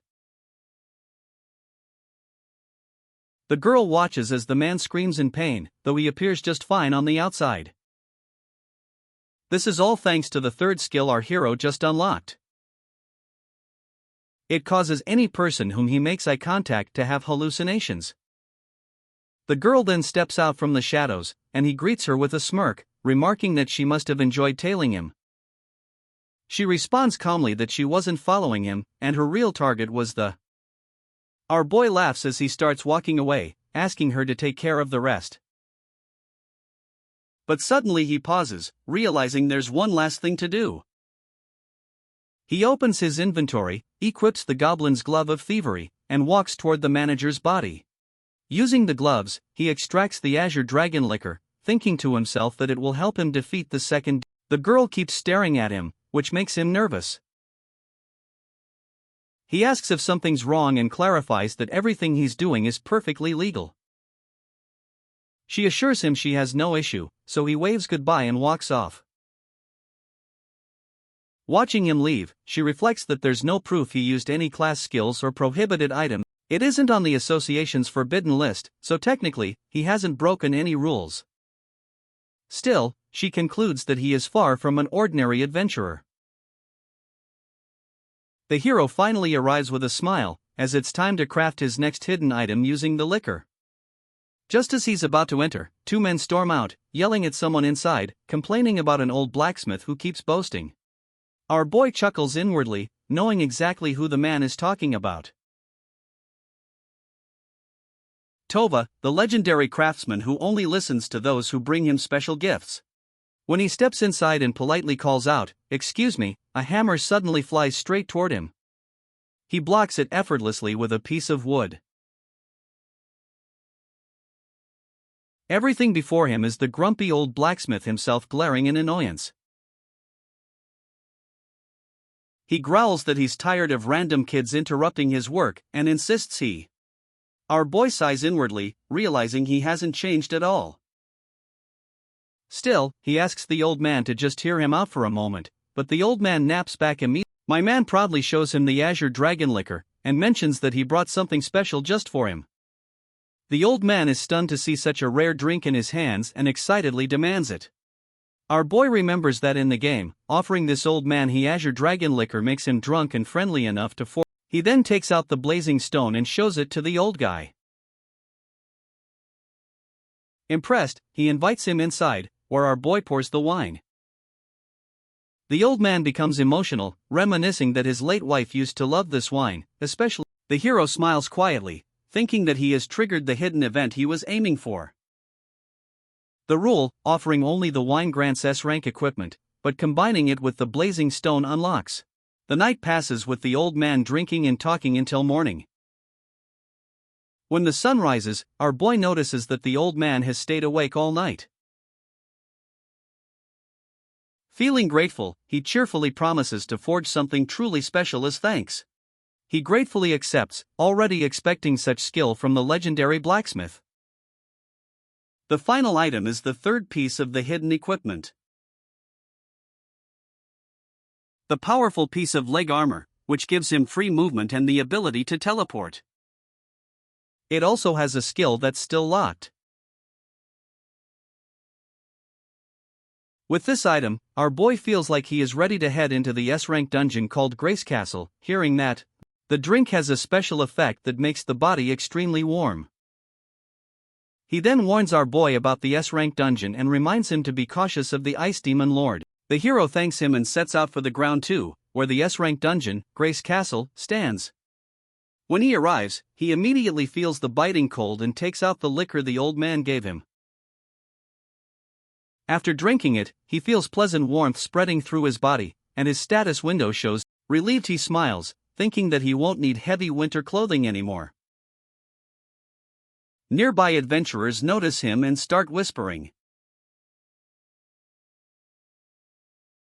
Some mock his light outfit, thinking he's underestimating the cold, while others laugh at the glowing. Suddenly, a timer window appears before him, showing he has only 1 hour and 59 minutes left. The S-rank dungeon in Ground 2 have a strict 2-hour limit, and if players stay beyond that, they're forcibly teleported. Our boy briefly remembers his early days when he had to earn more money and get new equipment because of this penalty. With renewed focus, he moves ahead and spots a group of adventurers battling monsters. He notes that many people are already ahead of him, but reminds himself that his goal is to reach the demon lords. Up front, 2 adventurers complain about how slow their progress is and worry they'll run out of time. Suddenly, a level 82 monster named Cuniculus appears in front of them. The adventurers shout in frustration, realizing that more delays mean they might never. While they struggle, our boy glides past them effortlessly, leaving both the monster and the adventurers stunned. The movement feels so smooth that he feels like he is walking on air. This is all thanks to his new shoes that the old man crafted for him. Walking a bit further, he comes across 2 flying monsters, but he swiftly eliminates them. The other adventurers stare in disbelief, murmuring that he must be some kind of spirit because he's bro even got the monster praying for him. He feels a surge of excitement as he realizes it only took him 5 minutes. At the gate, he spots the elite girl and groans inwardly, wishing he didn't have to encounter her. At the end of the day, he deduces that she's also after hidden equipment and wonders what someone of her rank. The girl examines the gate, muttering that her information suggests someone is. She knows that the demon lord is also inside, and any adventurer can't stay in the. However, the person inside just might have a trick to do it. With a single strike, she demolishes the huge door and walks inside. Our boy is impressed by her strength and simply follows in her footsteps. Before he can enter, waves of monsters appear from behind. Without hesitation, he uses his teleportation to bypass them all, instantly moving deep inside. A notification confirms that he has now reached the 9th floor of the main castle. To reach the demon lord's chamber on the 10th floor, he knows he must defeat the mid-boss first. Confident in his new leg gear, he prepares to set a personal record. Meanwhile, on the 7th floor of the castle, the guildmaster of the Wind Snake Guild he scolds them harshly for keeping him waiting and without warning, decapitates one of them. The timer above his head increases to 2 hours, 42 minutes as he steals the time. The guy mutters about wandering around the dungeon and demands to know who will repay him for all the treasures and gold. When one of the terrified men begs for mercy, he ignores him and starts cutting them. The timer now shows 4 hours, 21 minutes, and 58 seconds. Soon after, another man pleads desperately not to die, but he strikes him down as well. Calmly, he turns to the last survivor and asks if these were the only people who entered today. He is dissatisfied with such a small number. The terrified man hurriedly apologizes to him, explaining that they are trying to gather more people but need. The guildmaster responds coldly, asking if he should simply use him as a replacement instead. Panicking, the man bolts away, promising to deliver more people as soon as possible. As he runs, his mind races in fear as the guildmaster is killing others just to steal their time limits. It becomes clear that he intends to stay inside the dungeon much longer than allowed, and the man wanders in. Meanwhile, the guildmaster reflects that the branch manager was captured by the girl from League of Eight. He knows how the association works. They always begin by targeting guild executives before destroying an entire group. He knows they might be able to track him down, but he has the advantage here due to the time limit. Meanwhile, our boy is chilling on the 9th floor. He enjoys the freedom of combat, thinking how fun it feels to fight this way. Yet, he senses a massive surge of magical power coming from the 10th floor, but there's something else too. A presence even stronger than the demon lord itself. Though curious, he reminds himself that his priority is still the demon lord. After slaying more monsters, he confidently moves forward, ready for the next mid-boss. Suddenly the door opens and the elite girl from before enters the floor. Our boy realizes she is the source of that overwhelming second energy he sensed earlier, and the girl on the other hand feels strange since all the monsters are already dead. Before she can move further, 2 level 92 golems suddenly appear behind her.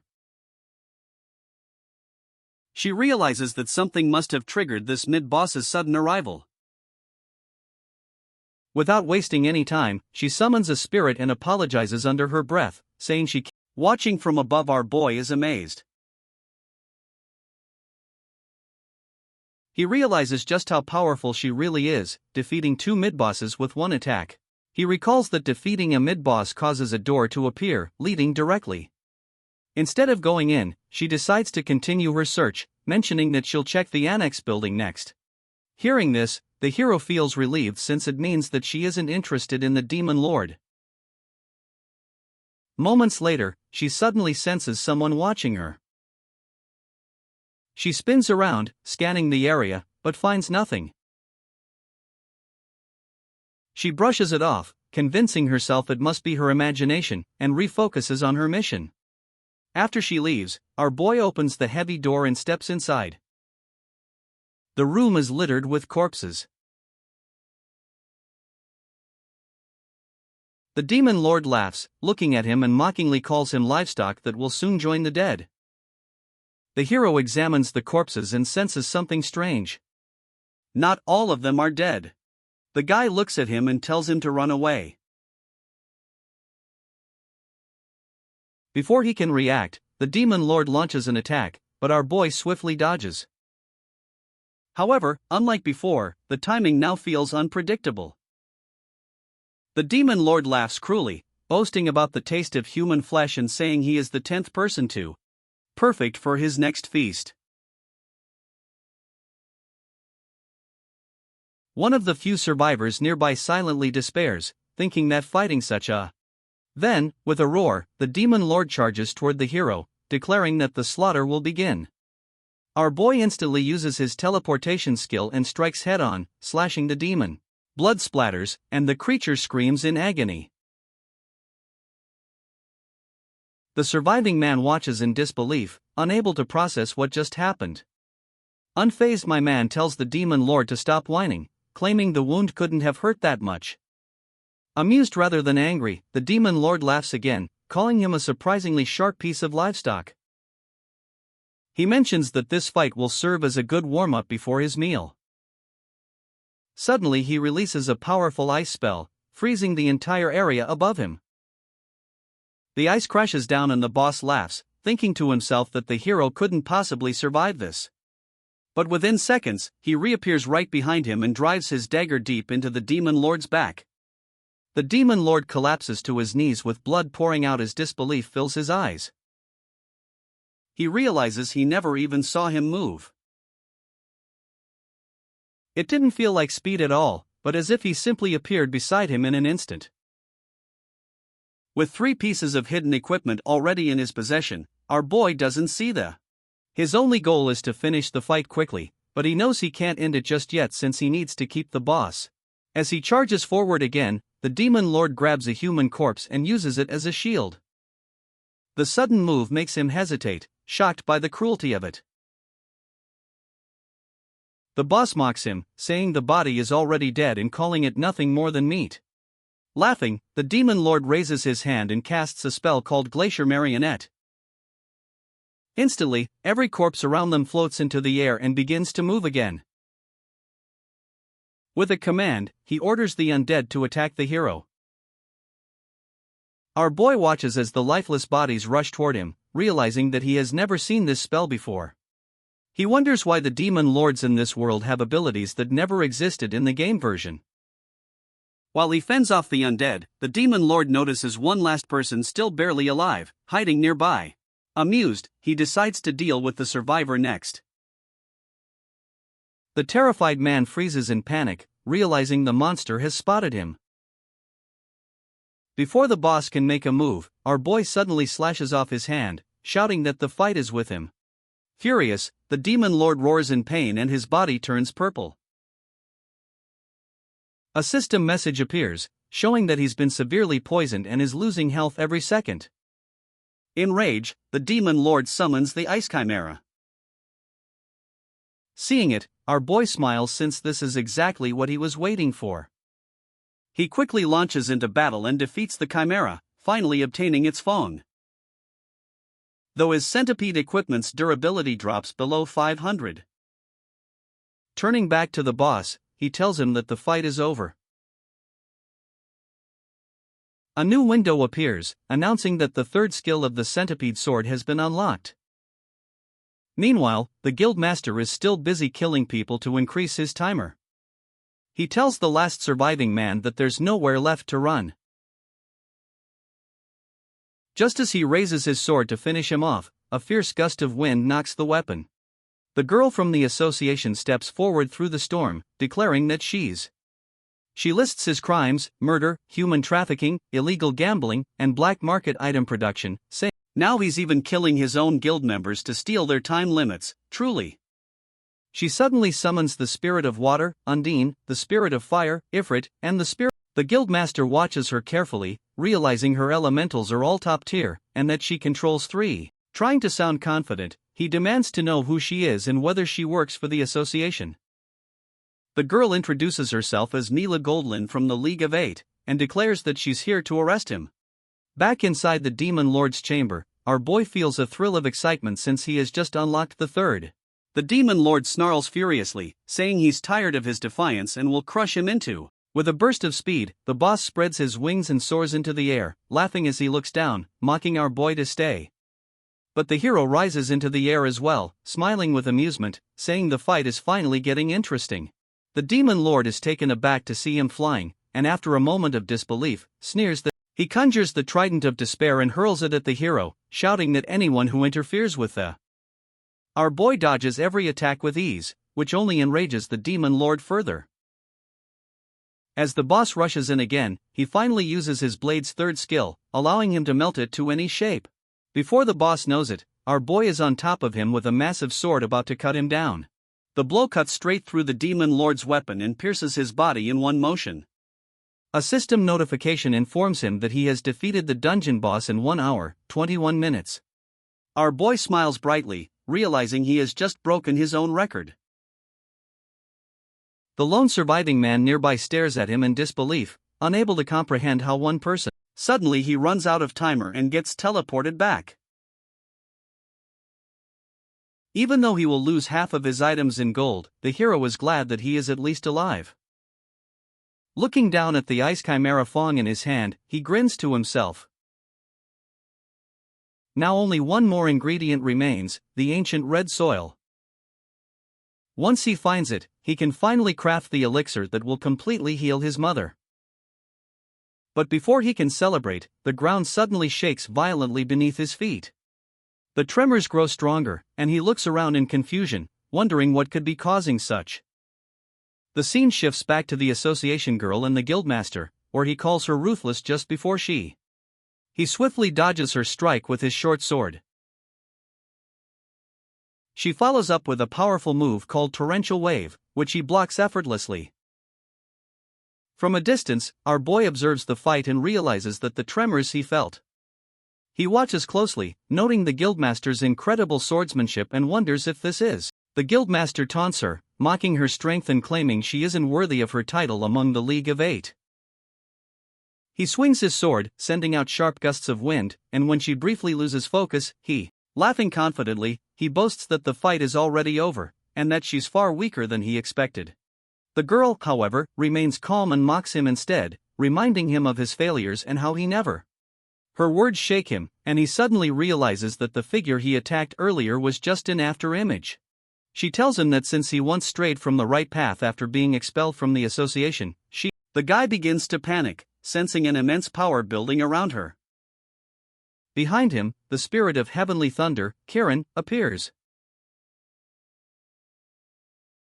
His face twists in fear as he realizes that she can even summon the fourth spirit, but before the girl calmly declares that this is the punishment for his crimes. From afar, the hero watches, both amazed and terrified by her power. He thinks to himself that crossing someone like her would be a terrible idea. As he turns to leave, she notices him and calls out his name, recognizing. Startled, he nervously insists that he wasn't spying. She assures him that she doesn't mind since he didn't interfere, then asks if he was the one who defeated the demon lord. He proudly confirms it, and she congratulates him before saying she must go and quickly departs. Later, at the Adventurer Association headquarters, the guildmaster sits imprisoned. The president thanks the girl for completing her mission successfully, and she humbly replies. The president praises her further, saying the Windsnake Guild will soon be dissolved, and that her actions today will send. She begins to say something but stops mid-sentence. The girl admits that it's not about the mission. It's about an adventurer she recently met, someone who has caught her curiosity. Meanwhile, our boy has moved on to ground 3. Looking around, he notes that defeating the demon here will give him the final ingredient he needs for the elixir. He checks his weapon's condition and sees that the centipede's durability has dropped to 2009. He decides it's time to find a replacement, his fourth hidden rank equipment. When asked if he plans to stay, he replies that he'll only be there for a day, and requests rooms on the third end. After receiving approval, he heads inside, relieved that he still remembers this code. A glowing system window appears before him, revealing that this is the ground 3 hidden rank. Inside the ring stands Mayweather, known as the strongest boxer in history. The boxer challenges him to prove his strength by stepping into the ring. Our boy smirks, thinking that he is still the same as ever. Though he might look like a joke character at first, he knows that he's actually a serious and dangerous opponent. Seeing the hidden equipment may not be that easy, but he can still do it. He steps into the ring, and the announcer's voice booms through the arena, introducing the match between. The crowd cheers as the stats are announced. He has a record of 108 wins, all of which are knockouts. Meanwhile, our boy weighs 150 pounds and has a height of 5 feet 8 inches. The rules are simple: no weapons, a 3-minute time limit, and points awarded for the first to reach 10 points or score a knockout wins. With the tension high and the crowd roaring, the announcer finally declares the start of the fight. As the announcement ends, the boxer charges straight at our boy and throws a powerful punch. He blocks it with ease and notes how, despite the boxer's massive build, his speed is still. The guy throws another punch, but he swiftly dodges and steps back before countering with a strike of his own. Mayweather blocks the attack, but the window still shows that the hero has earned a point. The boxer mocks him, asking if he felt good about that first point, but the hero stays calm, admitting that he knows. He urges the champion to stop holding back and fight seriously. Amused, the boxer grins and agrees, deciding to show his true strength. He begins attacking relentlessly.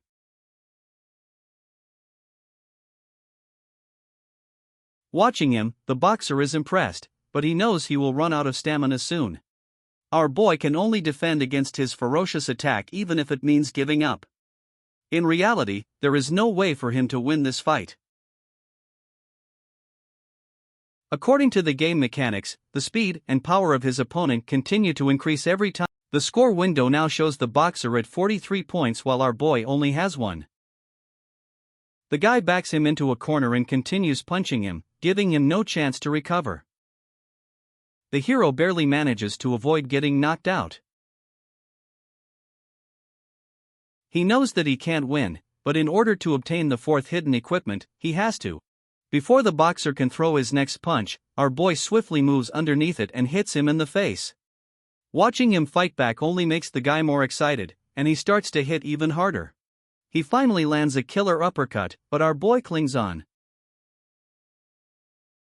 The time is almost running out, so the boxer goes for the finishing move. He charges at the hero and throws a straight punch, only to be punched back at the same time. This makes him smile as our boy tells him that he can't afford to get knocked out today. The match finally ends with the boxer obtaining 97 points, while the hero. The boxer thanks him for the fight since he is the only one who was able to stand till the end, and offers him a gift. The hero gladly accepts the gift since this is what he had been aiming for since the beginning. It's the 4th hidden equipment called Soul Bandage. It doubles his attack power with flaming fists, and allows him to counter an attack with 3 times the power. As always, the 3rd skill is locked for now. With this, our boy feels ready to challenge the 3rd Demon Lord. He heads straight to the S-rank dungeon of the Ground 3, known as the Revenant Ruins. This dungeon is unlike any other as there are no monsters inside, only the demon. The rule is simple: defeat the Demon Lord, and you clear the dungeon, but finding him is nearly 1% chance of meeting him.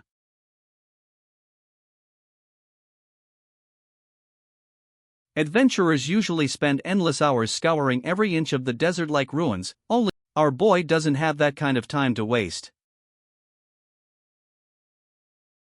Scanning the barren wasteland, he locates a coffin buried beneath the sand. He quietly apologizes to the soul resting within before opening it, and a bright light bursts. Immediately, he senses a powerful energy closing in.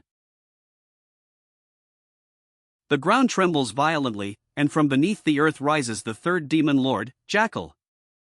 The Revenant Ruins are also called the Tomb of Ghosts, a place said to hold the spirits of countless. As the protector of the dead, Jackal punishes anyone who disturbs their rest.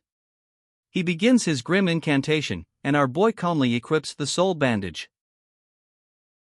In response, Jackal activates his signature ability, the Scales of Judgment, and places the hero's soul upon. The scales tip toward him, and a message flashes before him informing him that all his stats are.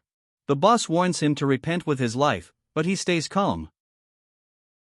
The Scales of Judgment is a penalty debuff, a punishment for skipping the dungeon's normal process.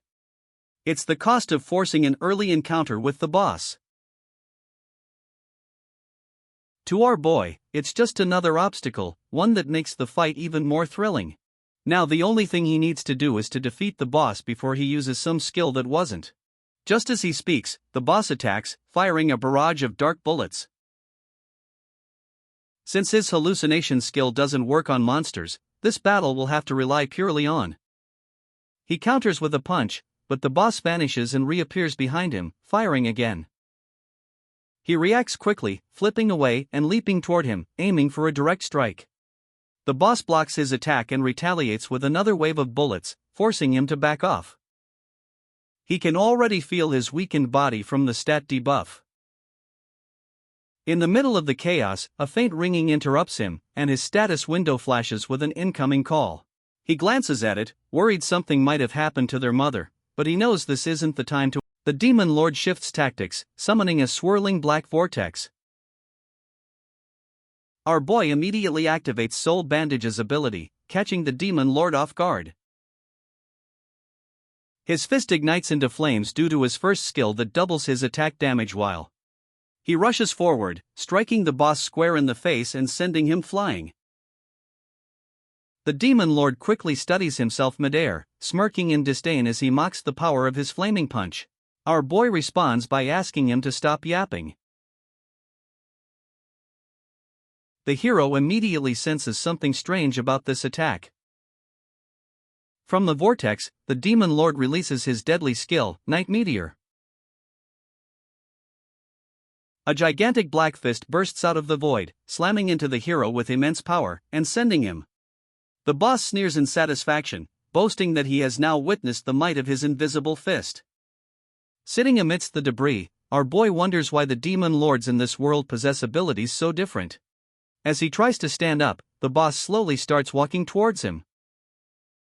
Just then, his status window lights up again as he gets another call from his sister. The Demon Lord pauses to admire his endurance, but his mocking tone only makes him more annoyed. His fire fist power is draining his health every second, and he can feel his life slipping away. While dodging another dark attack, his screen flashes once more as he gets a call from his sister. A sense of dread tightens in his chest, and unable to ignore it any longer, in an instant, he vanishes from the boss's sight and reappears deep within the ruins, far from the battlefield. There, he finally answers the call.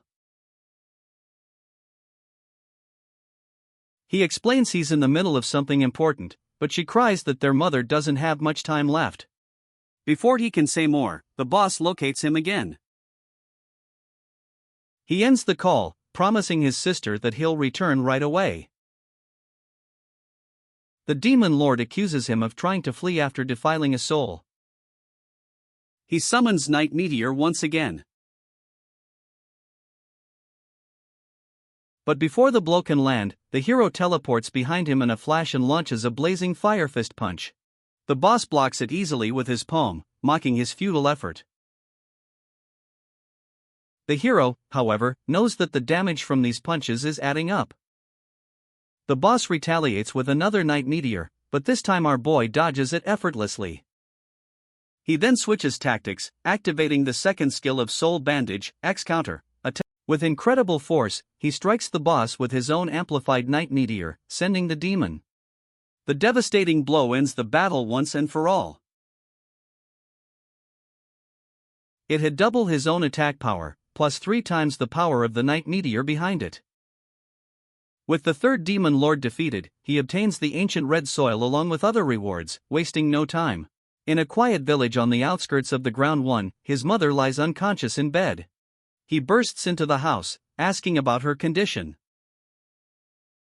His sister runs to him as the doctor explains that their mother is in the final stages of magic.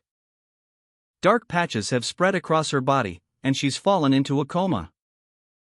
Her mana depletion has caused her blood pressure to collapse, leading to heart and lung failure. The sister breaks down in tears beside their mother's bed, but he stays calm. The others in the room stare in disbelief as he quickly channels all his stat points. This levels up his synthesized class skill as well. Using the ancient red soil, Ice Chimera's Fong, and High Elf's Tear, he begins crafting. When the potion finally takes form, its glow leaves the doctor speechless. He recognizes it instantly from ancient texts, but never believed it could exist. His sister tries to speak, but he tells her they'll talk later. He kneels beside their mother and gently feeds her the elixir. Moments pass in tense silence before the black patches fade away, and her breathing steadies. Immediately she opens her eyes, confused to see her children crying beside her. The sister hugs her tightly, sobbing with relief. Their mother looks at them in surprise, unsure why they are so emotional, while the hero smiles softly and she realizes that, after being bedridden for so long, her body feels. The sister tells their mother that it was her brother who saved her life, but she struggles to believe it. The doctor steps in to explain that the elixir he made worked perfectly, and hearing that name shocks her. He knows the panacea is no ordinary medicine and can't be found just anywhere. It makes her realize that her son must have become an adventurer. When he tries to reassure her, she suddenly bursts out in anger. Dark energy surrounds her as she stands up and scolds him fiercely for leaving them behind to chase such a. Our boy remains silent, sitting upright and listening as she vents her frustration. The doctor quietly excuses himself, and the sister steps forward to calm their mother, explaining that the hero can't help but think that maybe the elixir worked a little too well. Eventually, their mother's tone softens. She admits that she understands his reasons, but warns that something terrible could have happened to him. Seeing that he's safe now, she surprises everyone by ordering him to continue his. Both he and his sister are stunned since they expected a family dinner after his return. But their mother explains that she recognizes the same determination in his eyes that his. She knows he became an adventurer because he has something important to achieve. And that's why she tells him to go, because she's already healed and no longer needs his care. Still, she gives him 2 conditions. He must contact her every day to let her know he's alive, and he must never die, no matter what. He promises her, and she hugs him tightly, telling him to take care of himself. Leaving home once more, our boy sets out with renewed determination. The magic deficiency his mother suffered from occurs when one's mana is completely drained by monsters or demon lords. Though he managed to save her with the elixir, countless others still suffer from the same condition. He involves that if the demon lords are destroyed and peace is restored, this disease. Yet he recalls that even in the game, after defeating all 7 demon lords, that realization makes him suspect there's something beyond, maybe an 8th demon lord that he was never able to. Soon after, he arrives at the Colosseum on Ground 3, where the Battle Olympia is. It's a tournament aimed to determine the strongest adventurer every year. The atmosphere is electric and the noise so loud that our boy has to cover his ears. To make things fair, the level of all adventurers is adjusted to 150 along with their abilities. However, there are no restrictions on class skills or equipment. Our boy knows that he needs to get stronger if he wants to defeat all the demon lords. The prize money for this tournament is around 1 billion gold, but that's not why most adventurers come here. Their eyes are on a specific item that is only available here. In the preliminary round, each contestant's magic and attack power are measured to determine their combined ranking. The top 8 will advance to the main tournament. Our boy places his hand on the glowing magic circle to measure his mana, but as in synthesizer, his magic power is naturally limited, and his level hasn't even reached 150. Next, they move on to measuring attack power. He stays calm, telling himself that even if his mana is low, he can still prove his strength here. He activates his Fire Fist skill to double his power, then enhances it further with X counter. In his punch lands, the impact shakes the entire hall. The booming sound leaves the crowd speechless, and moments later, the results confirm that our boy had. He was getting a bit worried since he was last in magic power, but this makes him relieved. When the combined scores are revealed, he's listed among the top 8, securing 4th. As he prepares for the next stage, the association girl suddenly appears before him, accusing him of following her around. He is caught off guard by her sudden appearance. She claims he keeps showing up wherever she goes, but he fires back that it seems to be the other way around. The girl is confident that he used some equipment before punching, and she's curious to know what it is. Meanwhile, he is able to hear her thoughts through Lucifer's halo. He asks her if she's also here for the class change scroll. She confirms it, explaining that anyone who wants to grow stronger must go through a class change. Since she's one of the well-known among the League of 8, she's using the alias Lima, who happened to be in. When the tournament schedule is announced, he notices that if he wins his first match, his next. She wishes him luck before her own match, though her tone makes it sound more like a challenge than encouragement. As he steps into the arena, the crowd murmurs about his strange synthesizer outfit and the halo floating. His opponent, Glinzy, is the guildmaster of the Silver Guild. The audience cheers for him, confident that he'll win easily. As the match begins, the guildmaster scoffs, clearly disappointed to be facing our boy stays silent and suddenly charges forward with his fire fists. He unleashes a rapid storm of fiery punches, giving his opponent no chance to react. The final hit sends the man crashing into the arena wall, knocking him out cold. The audience watches in stunned silence as he has declared the winner in just a few minutes. Among the spectators, the association girl finds his flaming gloves fascinating, given her.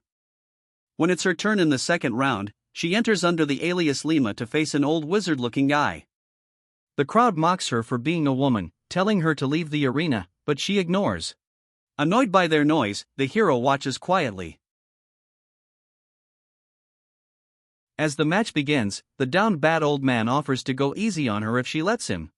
His gooning riz doesn't work, and she immediately summons her spirits of fire and wind, merging their power into flames engulf the old gooner completely, reducing him to ashes in an instant.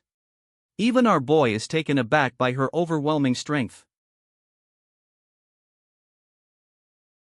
The tournament continues smoothly, and by the end of the fourth match, the semifinalists. The first semifinal pits the hero against the association girl, while the second. Our boy observes the other adventurer closely, sensing that he might be just as strong as. When he and the association girl finally face each other in the semifinals, she calmly warns him. But our boy takes this as the perfect chance to settle who is the real stalker among them. The crowd cheers as the match begins. Seeing this, our boy realizes that he needs to lock in. She doesn't stop with one summon, and continues to summon the water and thunder spirits as well. The audience erupts in awe. Even our boy is a bit worried since he knows that going against 3 spirits at once might be a bit overwhelming. Aware of his strength, the girl decides to fight seriously. Her water dragon wave attack nearly hits him, followed by a thunder strike that leaves him barely standing. She moves faster than he can react, and he knows one mistake could end the fight. When she hurls a flame bomb, he counters with his fire fist, neutralizing the blast. She grits her teeth in frustration while our boy wonders if she is actually trying to kill him. The girl admits that he may be weird, but he is definitely skilled, so she can't let her. She mocks him by saying that he is more desperate than she thought. The crowd sides with her, shouting insults and accusing the hero of cheating in his. The girl also feels a bit annoyed by the crowd. As the tension peaks, she suggests finishing the fight quickly and orders the Thunder Spirit to attack. Our boy dodges the attack but finds Water Spirit blocking his escape. Surrounded, he realizes just how impossible it is to counter 2 opponents at once. Meanwhile, the girl stands calmly with the Fire Spirit beside her, keeping it in reserve since our boy believes that she is planning to attack him while he is busy dealing with the 2 spirits. Before she can do that, he decides to play offensive. He teleports right in front of her, ready to land a fiery punch, but Lucifer's halo warns him that She suddenly summons the 4th spirit and orders it to strike with gale wind. Bro realizes too late that she lured him in his bait so her 4th spirit could attack him. The powerful attack hits him with immense force, leaving the audience breathless as the dust settles. Everyone expects him to be down, but when the smoke clears, he stands unharmed. He narrowly escaped by teleporting just before the impact. The girl is stunned and confused, wondering how he can use such a powerful skill. While she is thinking, he prepares for the next move, determined to turn the tide of the battle. The girl reacts instantly, commanding the fire spirit to strike back. Their flames clash, creating a massive burst of heat that cancels both attacks. She notes that her fire spirit can easily neutralize his fire fist. Still, our boy refuses to back down and launches another fiery assault. She reminds him that attacks of the same element will only cancel each other out, yet he catches her off guard by. He unquips the soul bandage and brings out his centipede sword. Activating its melting ability, he turns it into a writhing, flexible form that slithers. The sword coils around her, tightening with incredible speed. The weapon wraps around her completely, restraining her body and silencing her. She cries out in pain as the centipede lifts her off the ground, trapping her entirely. Our boy ends the fight swiftly, with the weapon barely in one piece. With the girl unable to continue, he has declared the winner. After the match, he removes Centipede and catches her before she falls. Once she steadies herself, she admits defeat, acknowledging his. He offers her a healing potion and an antidote he personally crafted. She studies him closely, fascinated by his skill set. His combat abilities far surpass what anyone would expect from a synthesizer. Our boy nervously walks away as he senses her excitement and curiosity about his. As the next semifinal begins, the two adventurers enter the arena. The bald guy plans to end the match quickly, while his opponent appears calm but confident. Moments later, an explosion echoes across the stadium. The hero and the girl turn to see the fight, and notice that the guy with long hair has already won.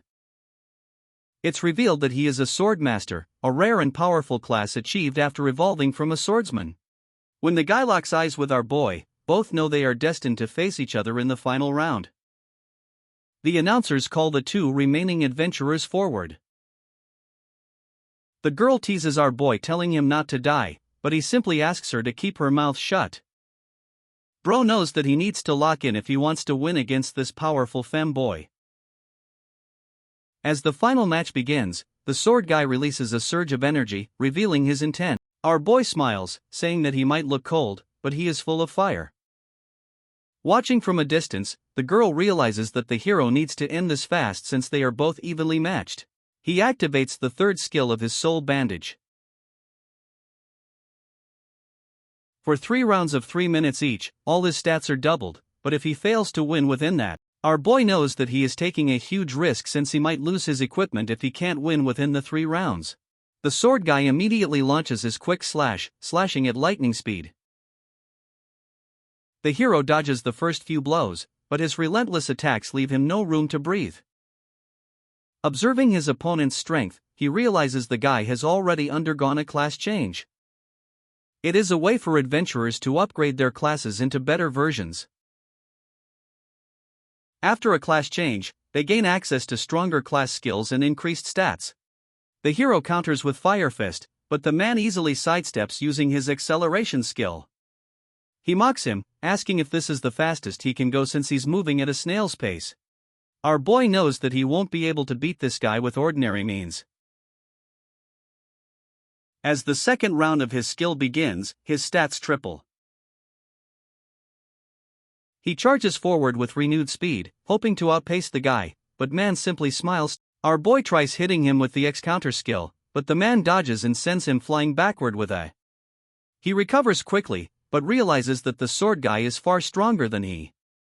The guy follows up with Light Beam, which is a highly advanced technique even among elite swordsmen.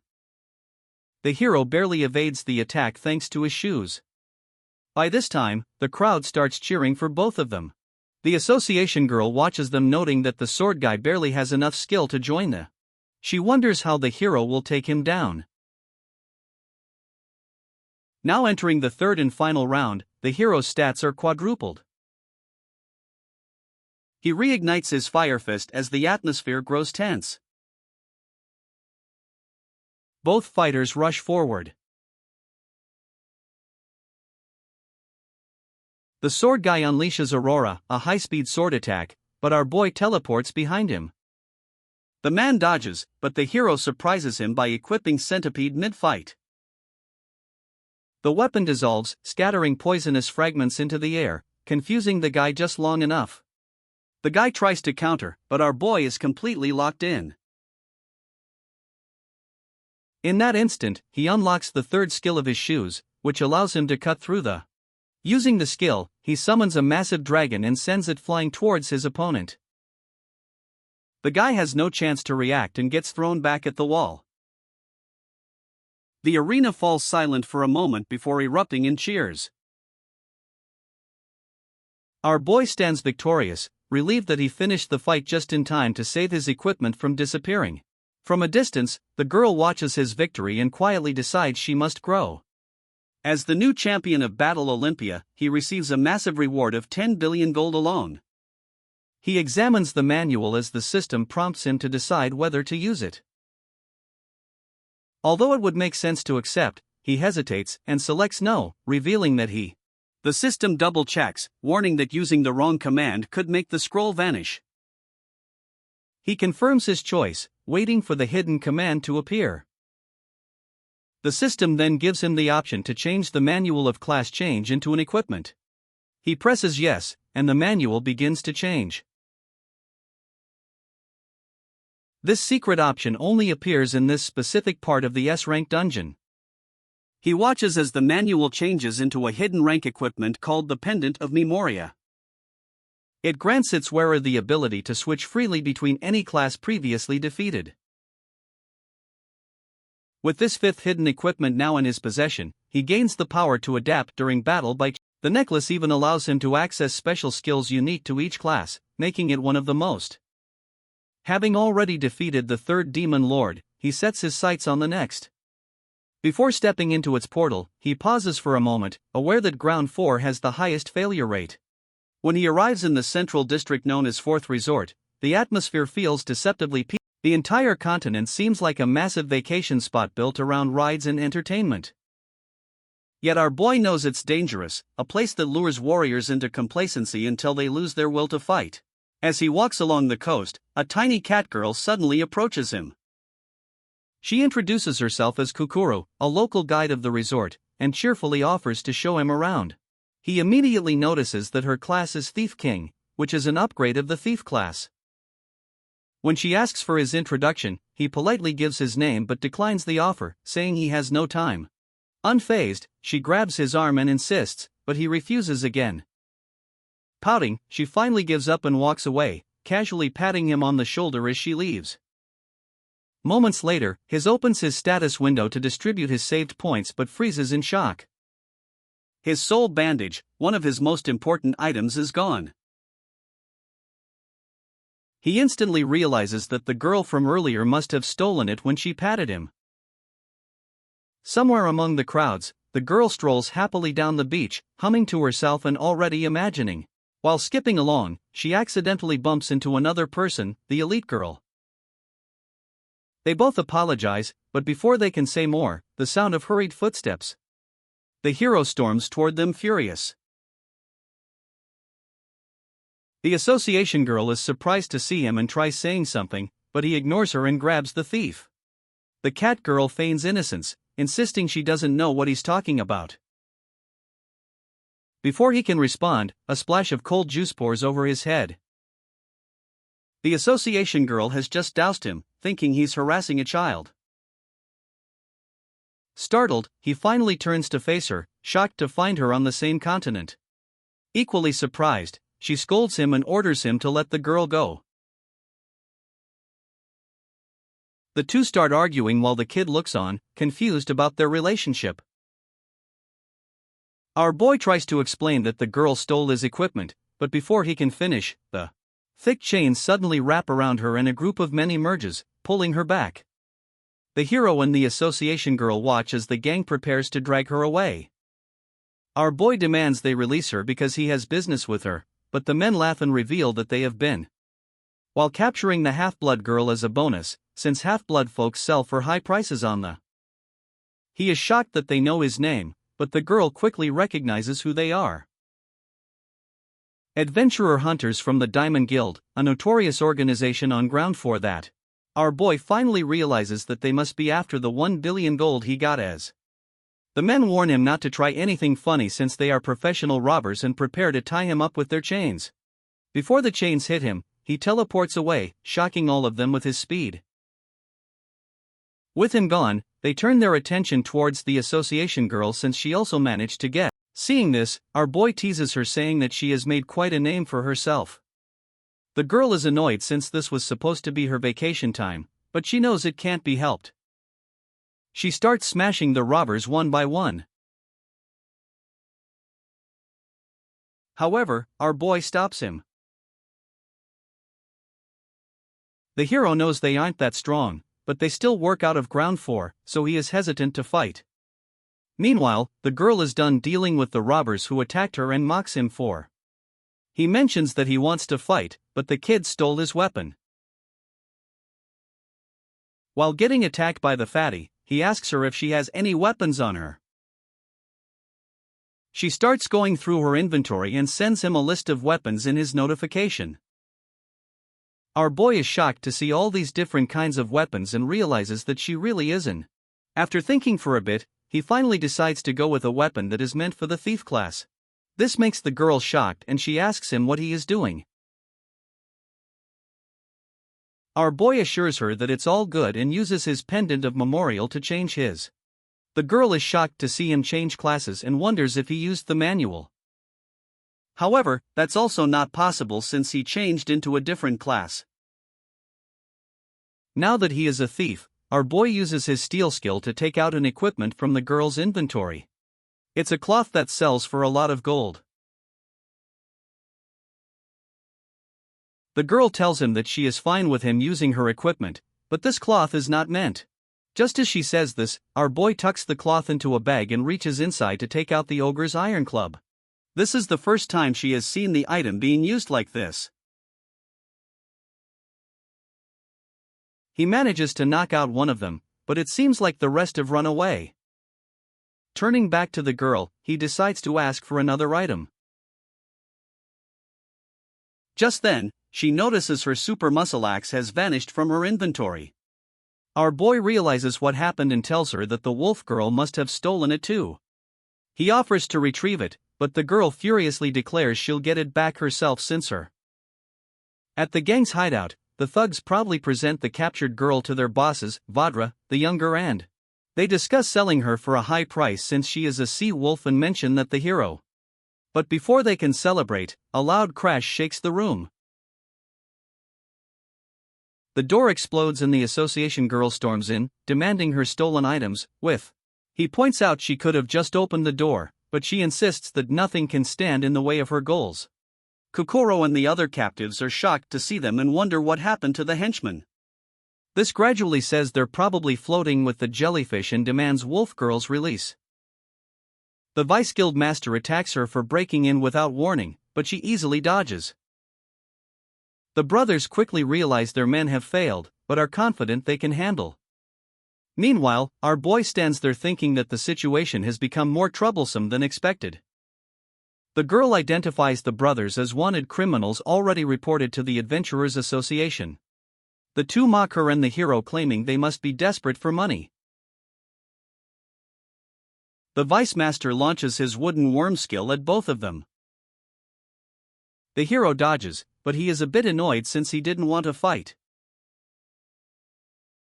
The girl, however, decides they should end this now and summons her wind spirit to. However, the guy blocks the attack using his earthen wall skill, negating the wind-based magic. She quickly realizes his the element gives him an advantage against her wind magic. The Vice Guild Master laughs at her failed attack, boasting about his brother's defenses. Meanwhile, our boy steps forward, saying that although he didn't come here to fight, the brothers are where he can land his strike. The twin uses his dancing branches skill to send him flying away from his brother. The two brothers mock him, boasting that even the Battle Olympia champion is no match for them. The hero and the association girl both seem exhausted by the battle. The wolf girl quickly realizes that these two are far more dangerous than they seem, as both are infamous for. Our boy turns to the girl, blaming her for starting all this, and says that she should listen to him. She fires back, insisting he's the one who should follow her lead. While they are arguing, the brothers launch a combined attack that seems to hit them directly and rocks the entire building. Thick smoke fills the area, and the gang watches anxiously as the brothers order their underlings to check. Worried, the wolf girl assumes both of them are dead and blames herself for their deaths. But when one of the men checks, there are no bodies. A moment later, our boy and the girl reappear behind the brothers, still bickering as if nothing. He just wants to retrieve what was stolen and leave. But the girl, is a member of the Adventurers Association and a member of the League of Eight, insists on settling. He reluctantly agrees but asks her to follow his plan. Instead, she ignores him and summons the water spirit, launching her own strategy. She attacks with a water dragon wave, but the guildmaster blocks it with his earth wall. She didn't summon the fire spirit yet since she didn't want to kill them, but now it seems. Before she can summon it, our boy smacks her on the head with a starfish. He tells her to forget about summoning and asks for a few materials from her inventory, the smelly. Although she's annoyed that he's using her items again, he promises to make it up to her by. The collector in her is intrigued, so she agrees and tosses him the ingredients. The hero activates the pendant and switches from thief to alchemist right in front of her.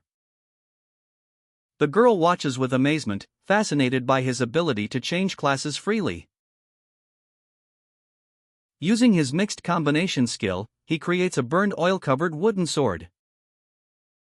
The girl looks unimpressed and demands her items back, but he switches classes again, this time to Swords Master in use. When he swings it, flames roar across the room, scorching everything in its path with a. Her expression changes to awe as he explains the crafting process. Even the gang members, the wolf girl and the brothers, stand frozen, captivated by the sight. The guild master shouts to snap everyone out of their trance, and his twin brother confidently claims. He attacks with a massive soil wave aimed at him, but the girl counters it with another dragon wave. He doesn't realize until it's too late that the hero's appearance was just a distraction. Her attack crashes through his defenses, flooding over him. The girl remarks that no barrier full of gaps can hold back a true torrent, proving that Furious, the twin unleashes his tree storm skill, but our boy counters with the blazing fire attack, engulfing. The remaining thugs panic and scatter. The wolf girl watches in amazement at how easily the twins were defeated despite being high-level criminals. Afterward, the association girl forgives her but warns her never to steal outside the hunting zones again. Feeling guilty, the girl promises to change and thanks them for saving her. Our boy, however, remains skeptical and keeps a wary eye on her.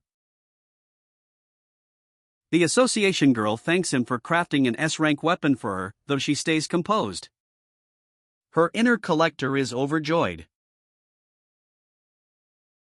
Later, as he approaches a teleportation portal, he pulls out an equipment card that he stole. It's a shark head mask that allows him to breathe underwater for 30 minutes while also having a functional microphone.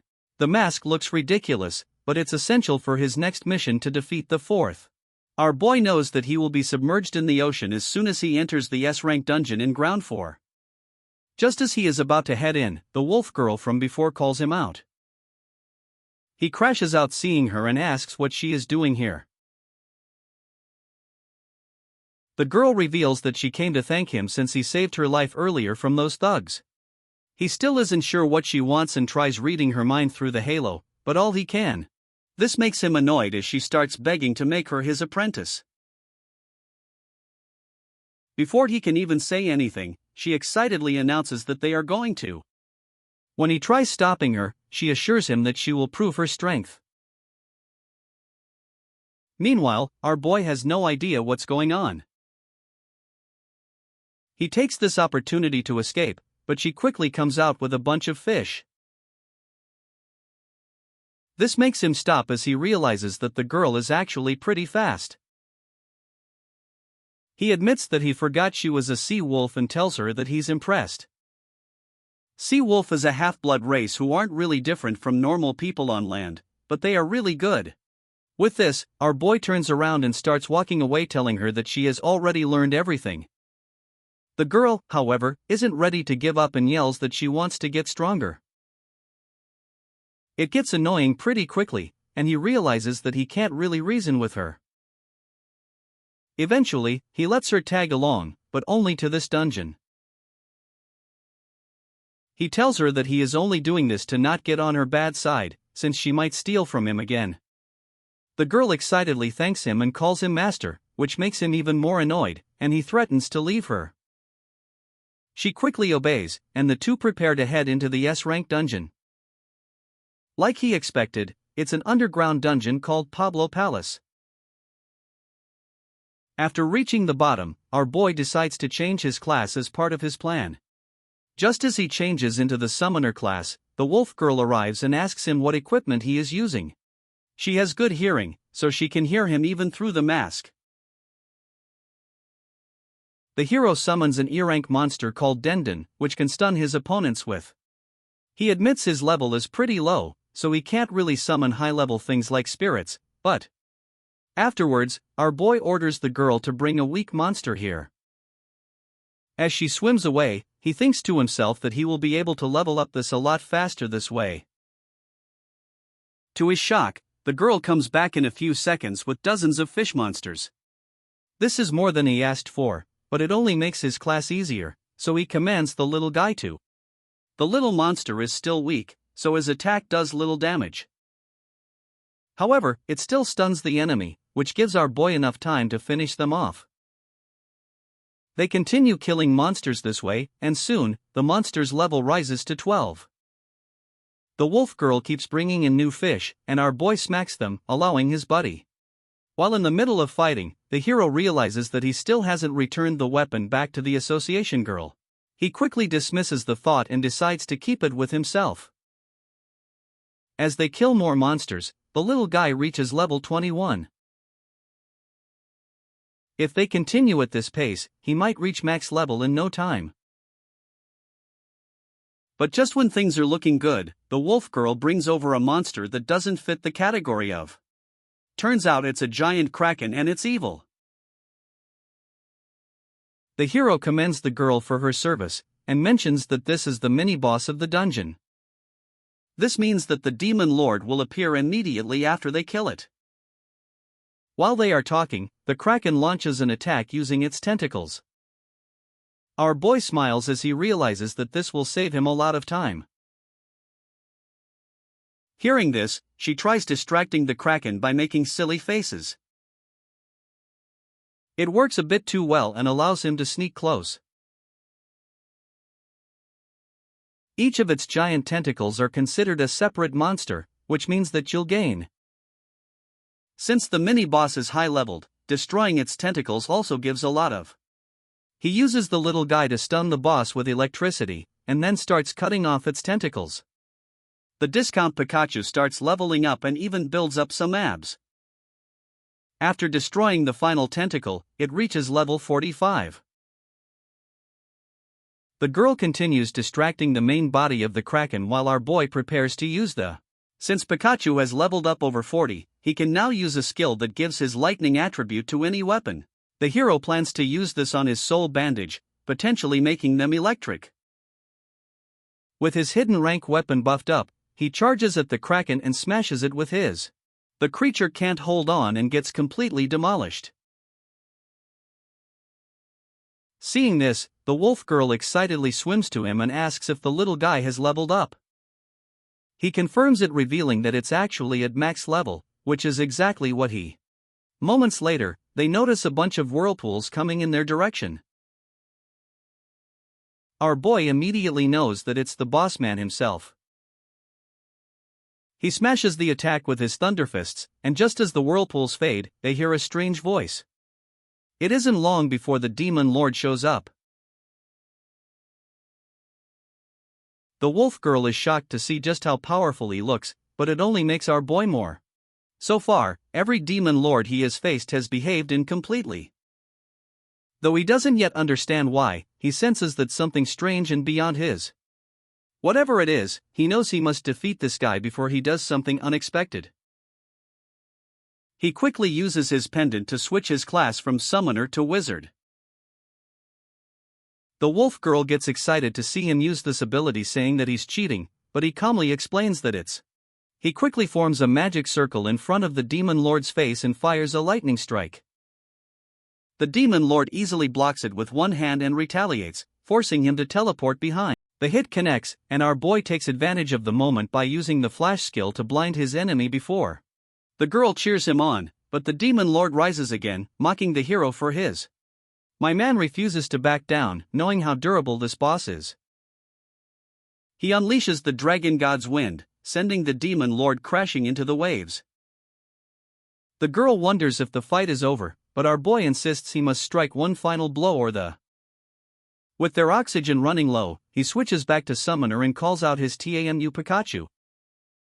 At max level, its electric ball guarantees the stun effect if it hits, but before they can act, from within the waves, the demon lord reappears, mocking them for trespassing in his domain. Yet, he admits his respect for the hero who dares to fight him alone, something no one. Then, several tentacles emerge, revealing that the kraken he defeated earlier has fused. The demon lord boasts that he should feel honored to witness his true form. Our boy watches in horror as the blue tentacles dissolve the sea creature on contact, revealing that it's. Before he can react, a tentacle shatters his cover, burying him under rubble. The girl screams for him, while the demon lord laughs wickedly. Despite his injuries, our boy regains consciousness and sits up, shocking his opponent. Realizing how dangerous even a touch from those tentacles could be, and with his oxygen almost, this shows him a system notification informing him that he can use 80% of his remaining health to unlock the special skill of. He decides to use the special skill, draining 80% of his health for a boost in. The energy around him changes so dramatically that the girl wonders if he has activated a powerful buff. In order for this skill to work, you have to be a brawler and equip Soul Bandage. That previous attack from the boss was a bit above his expectations. The demon lord mocks his constant transformations and attacks again with his tentacles. Our boy dives into the water to dodge, but he notices that the enemy's speed and power have increased drastically. With only 2 minutes of air left in his shark mask, he knows he must end this in a single move. Suddenly the wolf girl swims toward him. The demon lord sends tentacles at both of them, yet she grabs him and darts away at. She playfully reminds him never to underestimate the sea wolf tribe's swimming skills, moving. The demon lord grows irritated, realizing she truly is from the fastest species in the sea. The hero admits that she just saved his life and asks if she can keep dodging. She replies that dodging is all she can do, which is good enough for him. With time running out, he decides to finish the battle with his next move and signals her to bring him. Then retreat the moment his final attack lands. The girl nods, fully understanding the plan, and they move into action. She grabs him and darts through the water, skillfully dodging every tentacle that lashes. Her movements are so fast and precise that the demon lord loses track of their position, giving our boy the perfect chance to signal her. At his cue, the girl closes in, and our boy unleashes a barrage of powerful. Furious, the demon lord retaliates with more tentacle attacks, but she dodges again while he charges his thunder. The demon lord tries to counterattack only to realize that he just got mugged. Holding the stolen equipment card, the wolf girl teasingly admits that she has a bad habit of stealing. Our boy scolds her for this bad habit, but he also admits that helped him out this time. He then combines his Thunder Fist with the Lightning Surge Fist, landing a massive blow that. As the demon lord reels from the impact, our boy tells the girl to jump out of the water with the stolen weapon. Knowing the demon lord heals rapidly underwater but not on land, he decides to punch him all the way to the surface. She hesitates at first, shocked that he's leaving the final blow to her, but he reminds her there's no time to argue. She thinks for a moment and bursts out of the water while the hero activates his Thunder Fist and Lightning Fist combo. Quickly switching back to Summoner, he calls upon Pikachu, whose electric ball paralyzes the. He signals the wolf girl to finish it, and she slams the stolen weapon straight into the demon lord's face. The attack hits with tremendous force, ending the fierce underwater battle once. With the fourth demon lord finally defeated, she starts counting the gold and is stunned by the. The hero explains that they earn 5 million gold, half for each of them, but the wolf girl argues that she. He finds her reasoning ironic since she's fine with stealing yet feels guilty about taking. She insists that stealing is part of her skill set, not slaying demon lords. Shaking his head at her logic, he tells her to keep her share anyway, as they'll soon go their separate ways. Before he can leave, she uses her ultrasonic voice to stop him, insisting that she still has a lot to. He turns back as she calls out, pleading with him not to ignore her. Later, they arrive at Ground 5, known as the Fifth Garden, where the girl marvels at the breathtaking scenery. Our boy informs her that he's heading to the sudden death survival game and asks if she wants to come along. She eagerly agrees, and he figures it wouldn't hurt. With her unique class, they might stand a better chance against the Fifth Demon Lord. Winning the survival game would also grant access to another hidden equipment. They notice a huge crowd of adventurers at the starting point of the arena. The wolf girl's excitement quickly turns to confusion as she admits she has no idea what the event even is. Our boy knew this would happen, and asks her how she doesn't know anything about it despite being in adventure. She shrugs it off, explaining she's never cared about such things. He starts to explain the rules but is interrupted by a commotion nearby. A man is yelling at an elf girl, scolding her for being useless because she chose the apothecary class. It is an upgrade of the synthesizer class, which happens to be the same class. The girl apologizes and begs to stay, but her team already replaced her and cruelly tells her to find. Our boy steps in and asks her if she would like to join his team instead of those weaklings. He calmly explains that the survival game requires teams of 3 and they're short one member. Surprised but grateful, the girl asks if they're sure about taking her in. Both the hero and the wolf girl reassure her that she's welcome. An announcement echoes through the arena, urging all adventurers to finalize their teams. While the wolf girl wishes everyone the best, her former teammates sneer, mocking her decision. Each adventurer receives a glowing heart badge on their chest as a teleportation circle forms beneath their feet. The wolf girl barely has time to react before the trio is teleported away to a random part of the. She finally asks the hero what the competition is really about. With no choice, he explains that within the next 48 hours, the team that collects the most heart badges will be. Losing a heart badge means elimination, but any heart badge stolen from others can also be used to revive. She gets excited, realizing that their main goal is to steal hearts from other teams. Our boy then properly introduces himself and the wolf girl to their new teammate, who responds politely. To begin their first battle, he asks her if she can synthesize something for him. She confirms that she carries a lot of herbs with her, and he instructs her to use her skills to create a plant. Following his directions, she mixes the herbs, forms the plant bomb, and the blast is enormous, sending a nearby team flying toward them. The victims are none other than her old teammates who are confused how they suddenly got hit by a bomb. Our boy stands in front of them with an evil smile and demands that they hand over their hearts. They angrily confront him, but when he calmly points out that they were hit by the elf girl's plant bomb, the wolf girl seizes the perfect opportunity and quickly snatches their heart badges, leaving everyone shocked. Our boy admits he's impressed by her quick thinking, as the team vanishes from the game, sent back to the.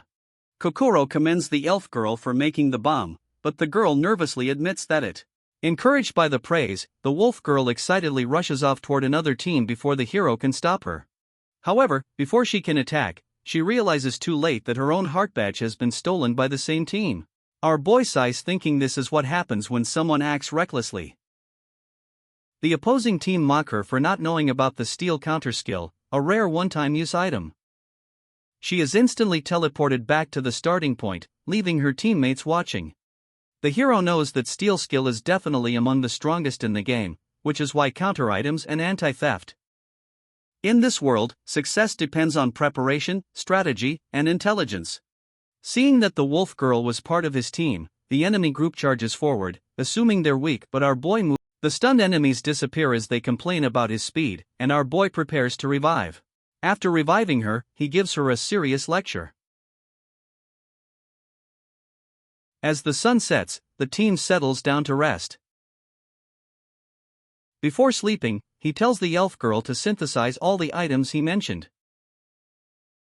Later, while trying to sleep, he hears some noises in the distance and smiles to himself since. By morning, they discover a pile of heart badges trapped inside the theft mine the elf girl planted during the night. It's a plant that automatically steals anything from those who come near. Suddenly our boy senses danger and wakes the girls, warning them about a group of enemies watching from afar. They tease them after getting caught claiming that they were going to attack them in their sleep. Our boy smiles and reminds his team that anyone who survives the first day must be.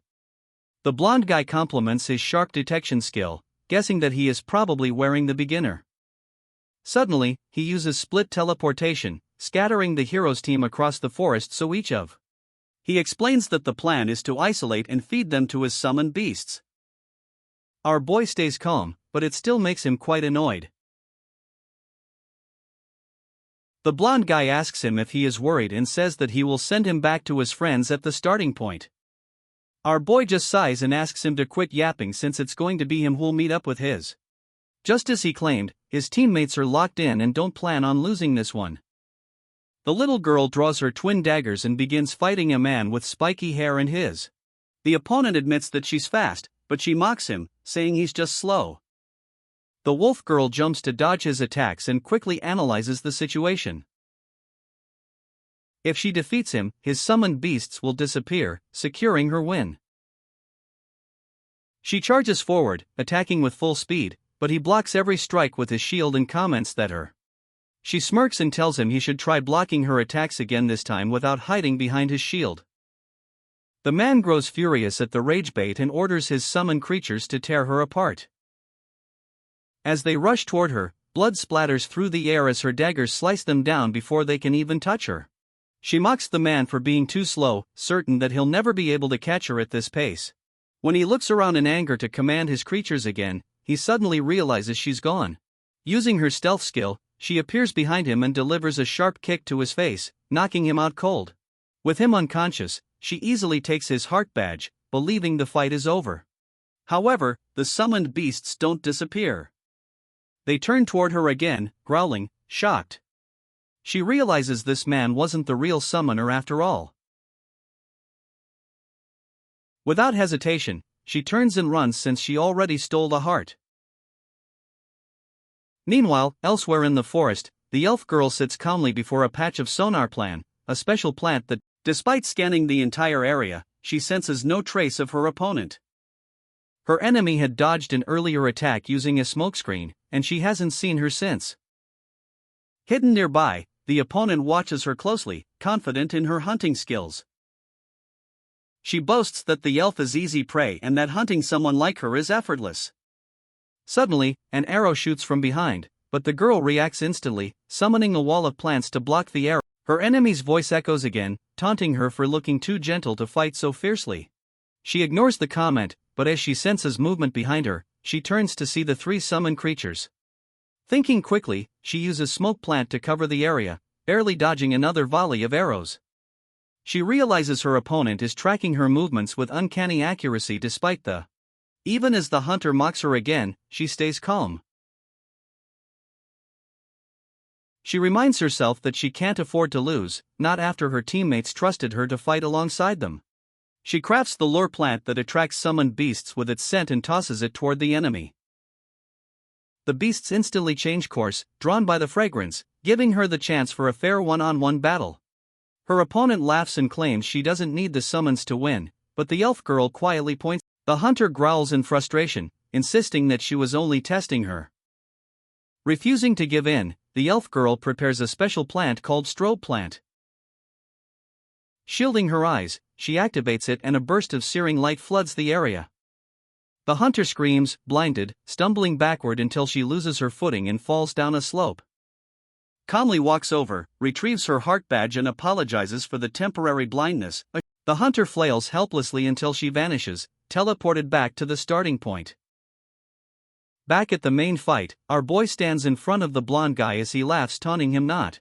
The man boasts about his summons, which makes our boy even more annoyed. However, thanks to his yapping, the hero has gained enough time. The next moment, all of his summons start walking towards our boy, which makes him confused. When he asks what is going on, our boy simply smiles and tells him that they like him more. In truth, he has secretly upgraded the third skill of Lucifer's halo, fantastical illusion, to greater He points toward the blonde man and commands the summons to attack. The creatures rush forward, but the blonde quickly summons a massive humanoid beast that shreds them apart with. He laughs triumphantly, mocking the summons for defying their master until his eyes widen in horror as terrified, he demands an explanation, but our boy only smiles and begins to multiply. One clone becomes 2, then 4, then more, until the entire area is filled. The blonde panics, realizing the fight is no longer fair. He shouts that he'll crush them all and summons a giant orc, which swings its weapon wildly, slashing through the clones. But to his shock, every fallen clone rises again. Our boy decides it's time to finish the fight and regroup with his teammates. As the terrified blonde looks around, a shadow looms behind him and a terrifying beast appears. The blonde screams before collapsing unconscious. The hero walks forward calmly, satisfied with how powerful the skill has become. The upgraded skill now allows him to cast illusions on multiple targets at once, humans. Since its 20-hour unlock condition only counts during combat, the survival game was the. After collecting several heart badges from the fallen opponent, he heads off to. When they regroup, the three continue hunting badges without any further problems until the end of. Once the timer runs out, all participants are teleported back to the starting venue for the results. The announcer begins with third place, Team Dorgo, earning 46 hearts. The second place goes to Team Jessica with 55 hearts, breaking the previous record of 50. But when the announcer declares first place, the arena erupts in shock. Team Gene Free has. The crowd buzzes with excitement as people recall hearing his name on the news before. His team receives 100 million gold and a treasure chest with no keyhole as their reward. Later, the elf girl shyly asks if they are really giving her all the gold. The wolf girl waves it off, saying she prefers stealing gold rather than getting it as a reward. The hero smacks her lightly on the head and tells the elf girl they're fine with her keeping the gold as. She agrees without hesitation since as an apothecary, she only needs gold. Before parting ways, he asks her for one last synthesis, explaining that he already collected the. The elf girl accepts and leaves after completing it. That night, while the wolf girl sleeps, he quietly slips out and heads to a secluded area. There, he switches to his summoner class and summons Dendon. In front of him sits the reward for their victory, the mysterious treasure chest with no visible lock or.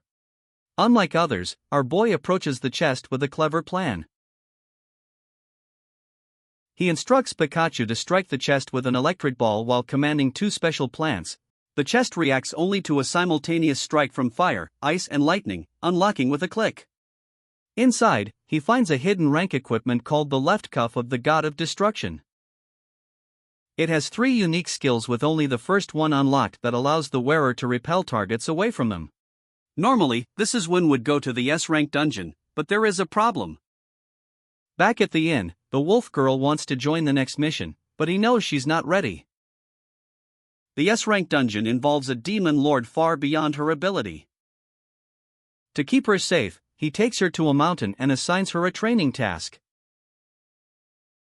Her mission is to collect a rare material that grows beyond the mountain, but she isn't allowed to use her. She protests, saying it will take forever, but he warns that disobedience will end their disciple. Upset, she reluctantly agrees. He finds her simple-mindedness useful as it makes things easier for him. With her distracted, he can finally relax and proceed alone. He steps through the teleportation portal to the 5th S-rank dungeon, believing.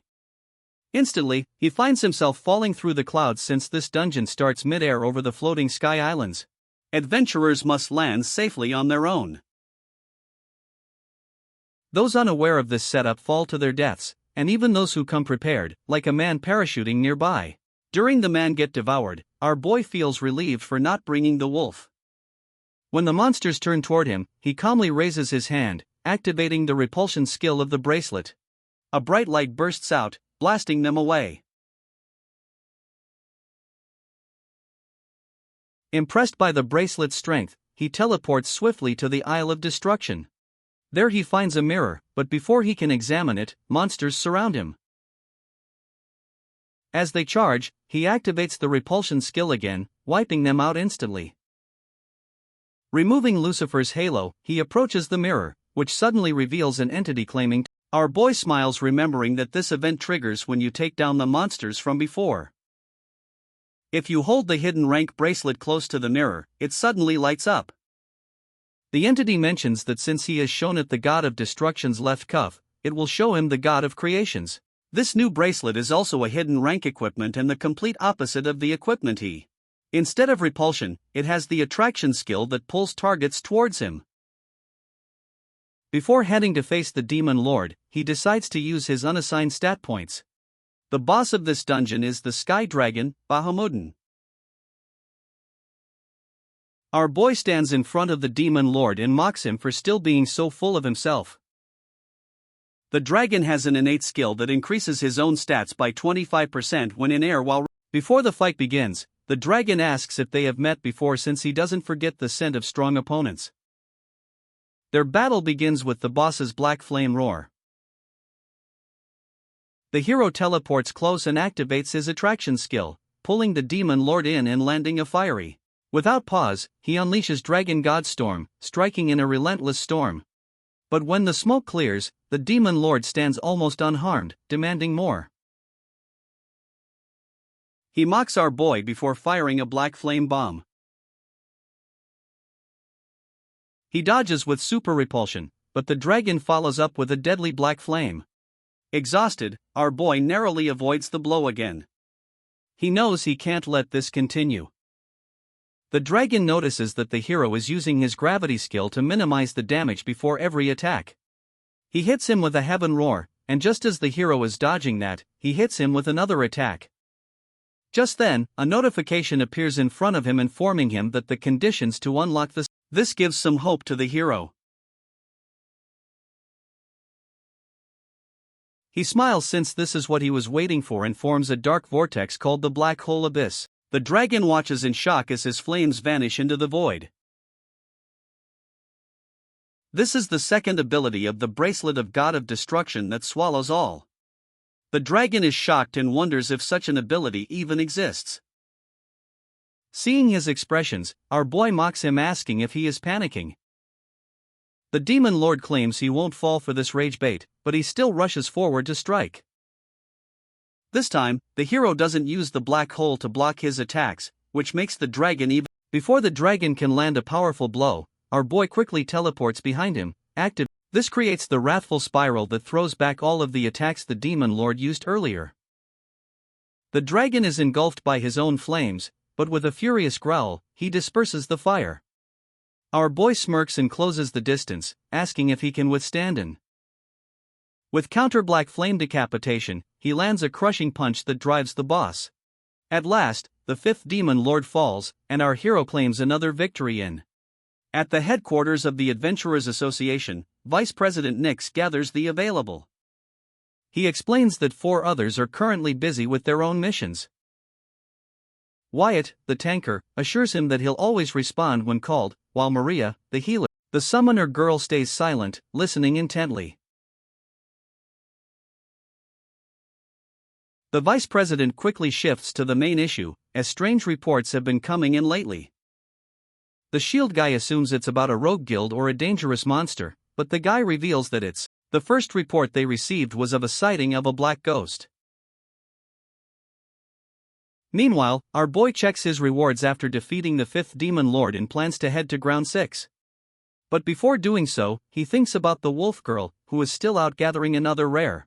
As he walks through the city, he notices a large crowd near the teleportation portal. When he asks what's going on, he learns that the portal to Ground 6 has stopped working. This shocks our boy since something like this never occurred in the game. Meanwhile, the vice president continues briefing the adventurers, explaining that the strange entity resembles a movie. Back in the city, the hero complains about the delay, but suddenly senses something behind him. The vice president tells the adventurers that these creatures aren't human, demon lords, or monsters. They appear without warning, attack civilians, and their origin or purpose remains unknown. All they know is that these beings are a deadly threat to the world. He assigns the League to eliminate them before they cause widespread destruction.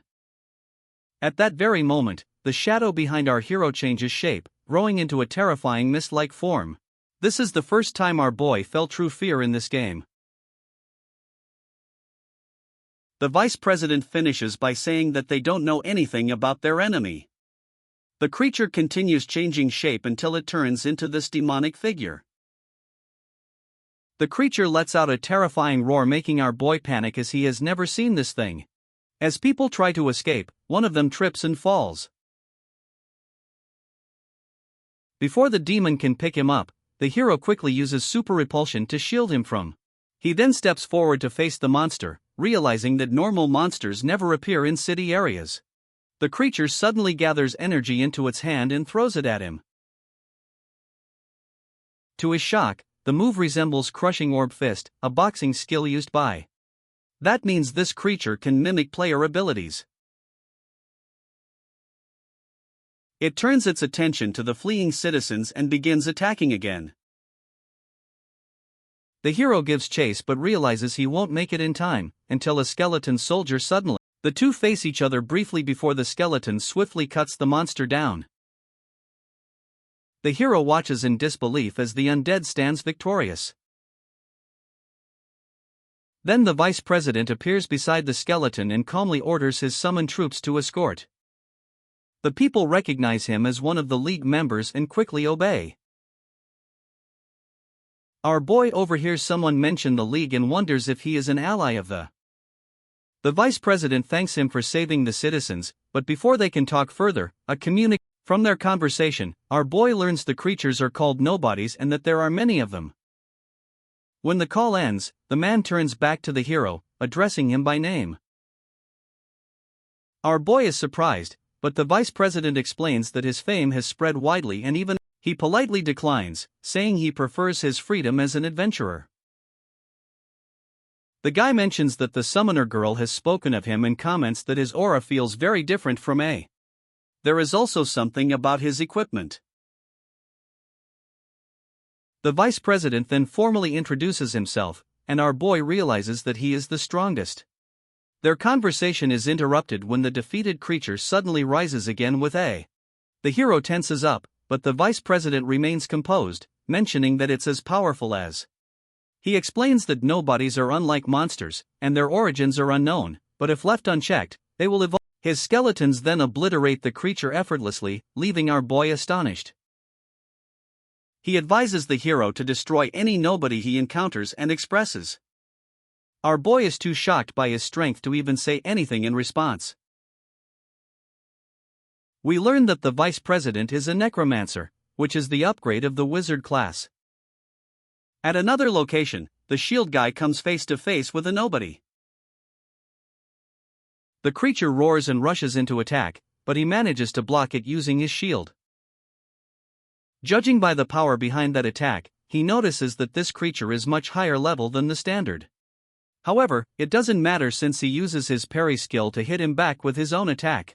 As the creature pauses to recover, he hits him with a shield smash, throwing it to the ground. With the nobody down, he decides to contact the vice president.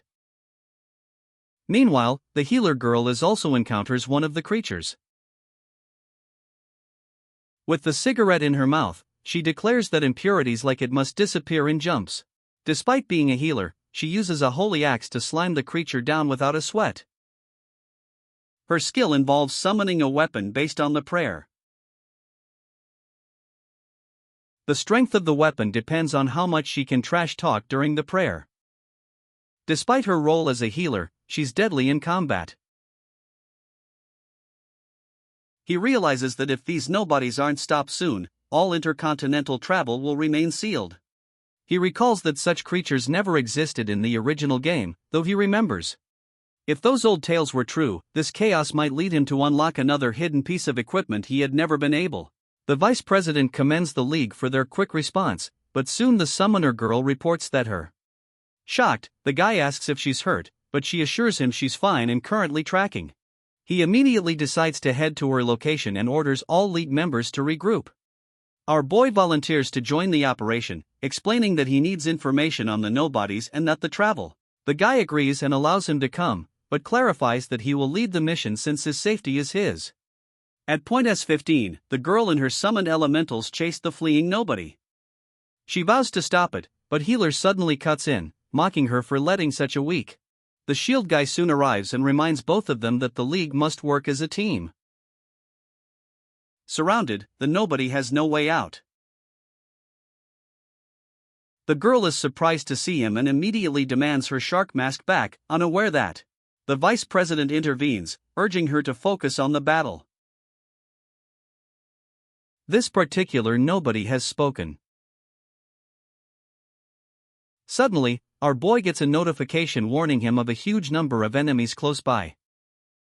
He shouts at everyone to fall back, but before they know it, the entire squad of nobodies pulls up. The healer girl and the summoner are both locked in. She releases her fire spirit, burning everything in a single sweeping attack. The healer calmly repeats that the creatures are weak, but the girl still feels guilty for letting one escape simply. The vice president studies the situation and realizes that the ability to speak is a bit more serious. That changes everything. What seemed like simple monsters are now showing signs of thought and evolution, making the...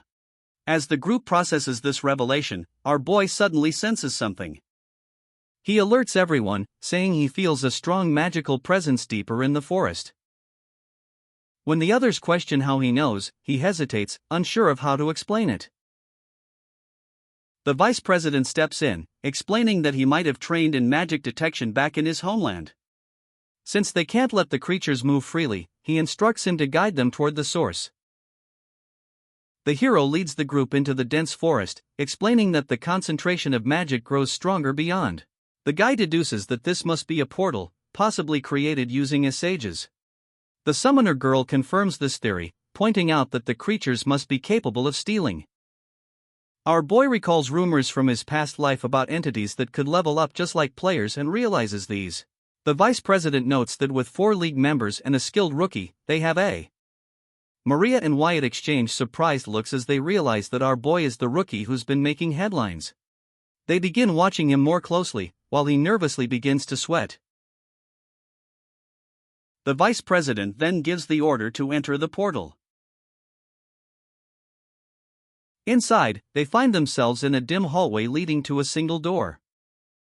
The shield guy takes the lead, and the healer positions herself at the back while telling the hero to stay behind their tank. He nods and follows the formation. When the guy opens the door, they step into what looks like an empty room, but suddenly, the door slams. The same thing happens to the others outside, splitting the team into 2 groups. The vice president shouts, asking them if they are okay, and the shield guy assures him. Just as he finishes speaking, something stirs behind them, and a nobody forms out. The tanker informs their leader that they've encountered an enemy and engages immediately. He tells our boy to stay back and destroys the creature with a single shield slash. Our boy notices the creature's magic level is around 150 and is impressed by the tanker's power. Before they can relax, another nobody appears, but this one looks more like a demon baddie. Moreover, she can also talk like the one who appeared earlier. The shield guy attacks again, but before our boy can warn him, the demon baddie blocks the attack. Turns out the demon girl is at level 285 and her name is Shabad. Our boy realizes that she just used a swordsman's skill, confirming that the nobodies truly can mimic adventurers. The demon girl laughs, asking them if they are too scared to even speak. The tanker struggles back to his feet and orders the hero to stay behind him. The demon girl boasts that it will enjoy devouring them both, but freezes when it sees our Broloki wants to get eaten. From his memories of the game, he recalls a rumor about 4 powerful nobodies known as the. If that rumor is true, then defeating them could unlock a legendary hidden rank equipment But before thinking of rewards, he knows he needs to focus on the threat ahead. The demon girl draws a sword and charges at our boy, intending to cut him apart. Just as the attack is about to land, a glowing barrier forms between them, preventing her from getting close. Turns out the shield guy has activated Sacrifice, a tanker skill that redirects all damage from an. But if the incoming damage exceeds his health, it means death. The guy wants the demon girl all to himself, so he provokes her by saying that they're fight. Our boy tries to say something, but he interrupts, reminding him that his safety is his. The demon girl switches weapons to a bow and tells him to step aside, since she always devours the. It fires a flaming arrow, but the shield guy blocks it with shield territory. Enraged, she finally changes her target, using Vital Slash and Shield Breaker together, hammering against Wyatt's defenses. The tanker blocks both attacks but can barely hold up as she fires another flame arrow. The attack comes faster than expected as the guy thought it was on cooldown. Caught off guard, he drops to one knee. The demon girl smirks and splits into two identical copies using a summoner's cloning ability. Both versions knock arrows and unleash simultaneous flame shots, surrounding the tanker and forcing R. He quickly realizes he can't defend against all the incoming flame arrows at once. As they close in, he activates his black hole skill, pulling in and absorbing the entire attack. The tanker watches in disbelief and thanks him for saving his life. He says that he wouldn't have been chosen for this mission if he weren't capable. As the team's shield, the tanker vows to protect him until the end. Our hero studies the demon girl's movements and notes that even when her attacks are on cooldown, she leaves no openings. Staying on the defensive forever will only lead to defeat. Growing bored, the girl decides to end things and splits again, this time into 3 clones. They are both shocked witnessing this since the summoning skill should only create 1 copy. Our boy quickly realizes that even the clones can summon more clones, which means her numbers could grow infinitely. Even they're surrounded by 5 versions of the demon baddie, all aiming flame arrows at them. Outside, the summoner girl tries to destroy the door using fire spirit's magic, but the vice president's undead soldiers attempt to break it as well, but the barrier. All he can do is hope that the tanker and the hero are still safe inside. Within the sealed room, our boy kneels beside the wounded tanker, who lies.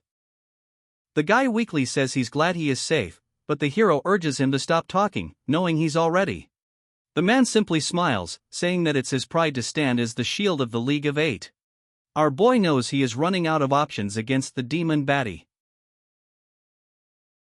He has used all of his teleport charges, and even his bracelets can't block all. Suddenly, his body bleeds from several cuts, and more blood begins to pour because of the delayed. The tanker realizes it too and apologizes for failing to protect him.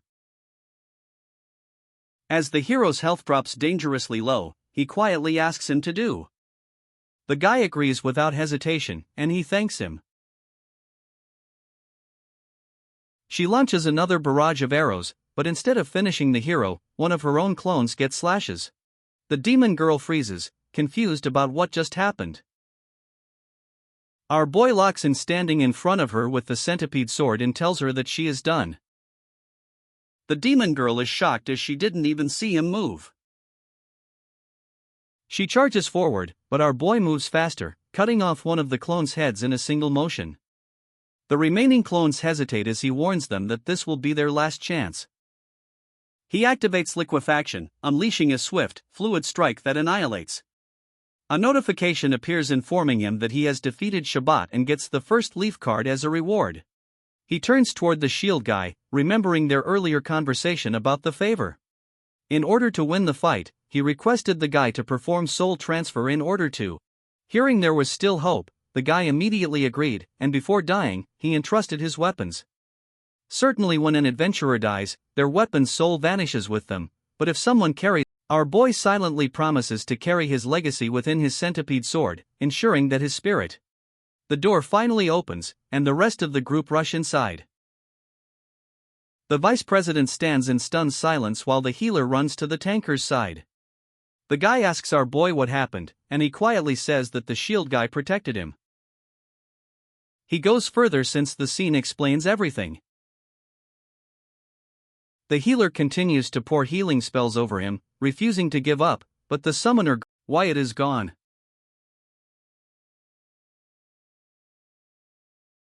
The vice president steps closer and solemnly declares that he was the pride of the League of Eight and a true.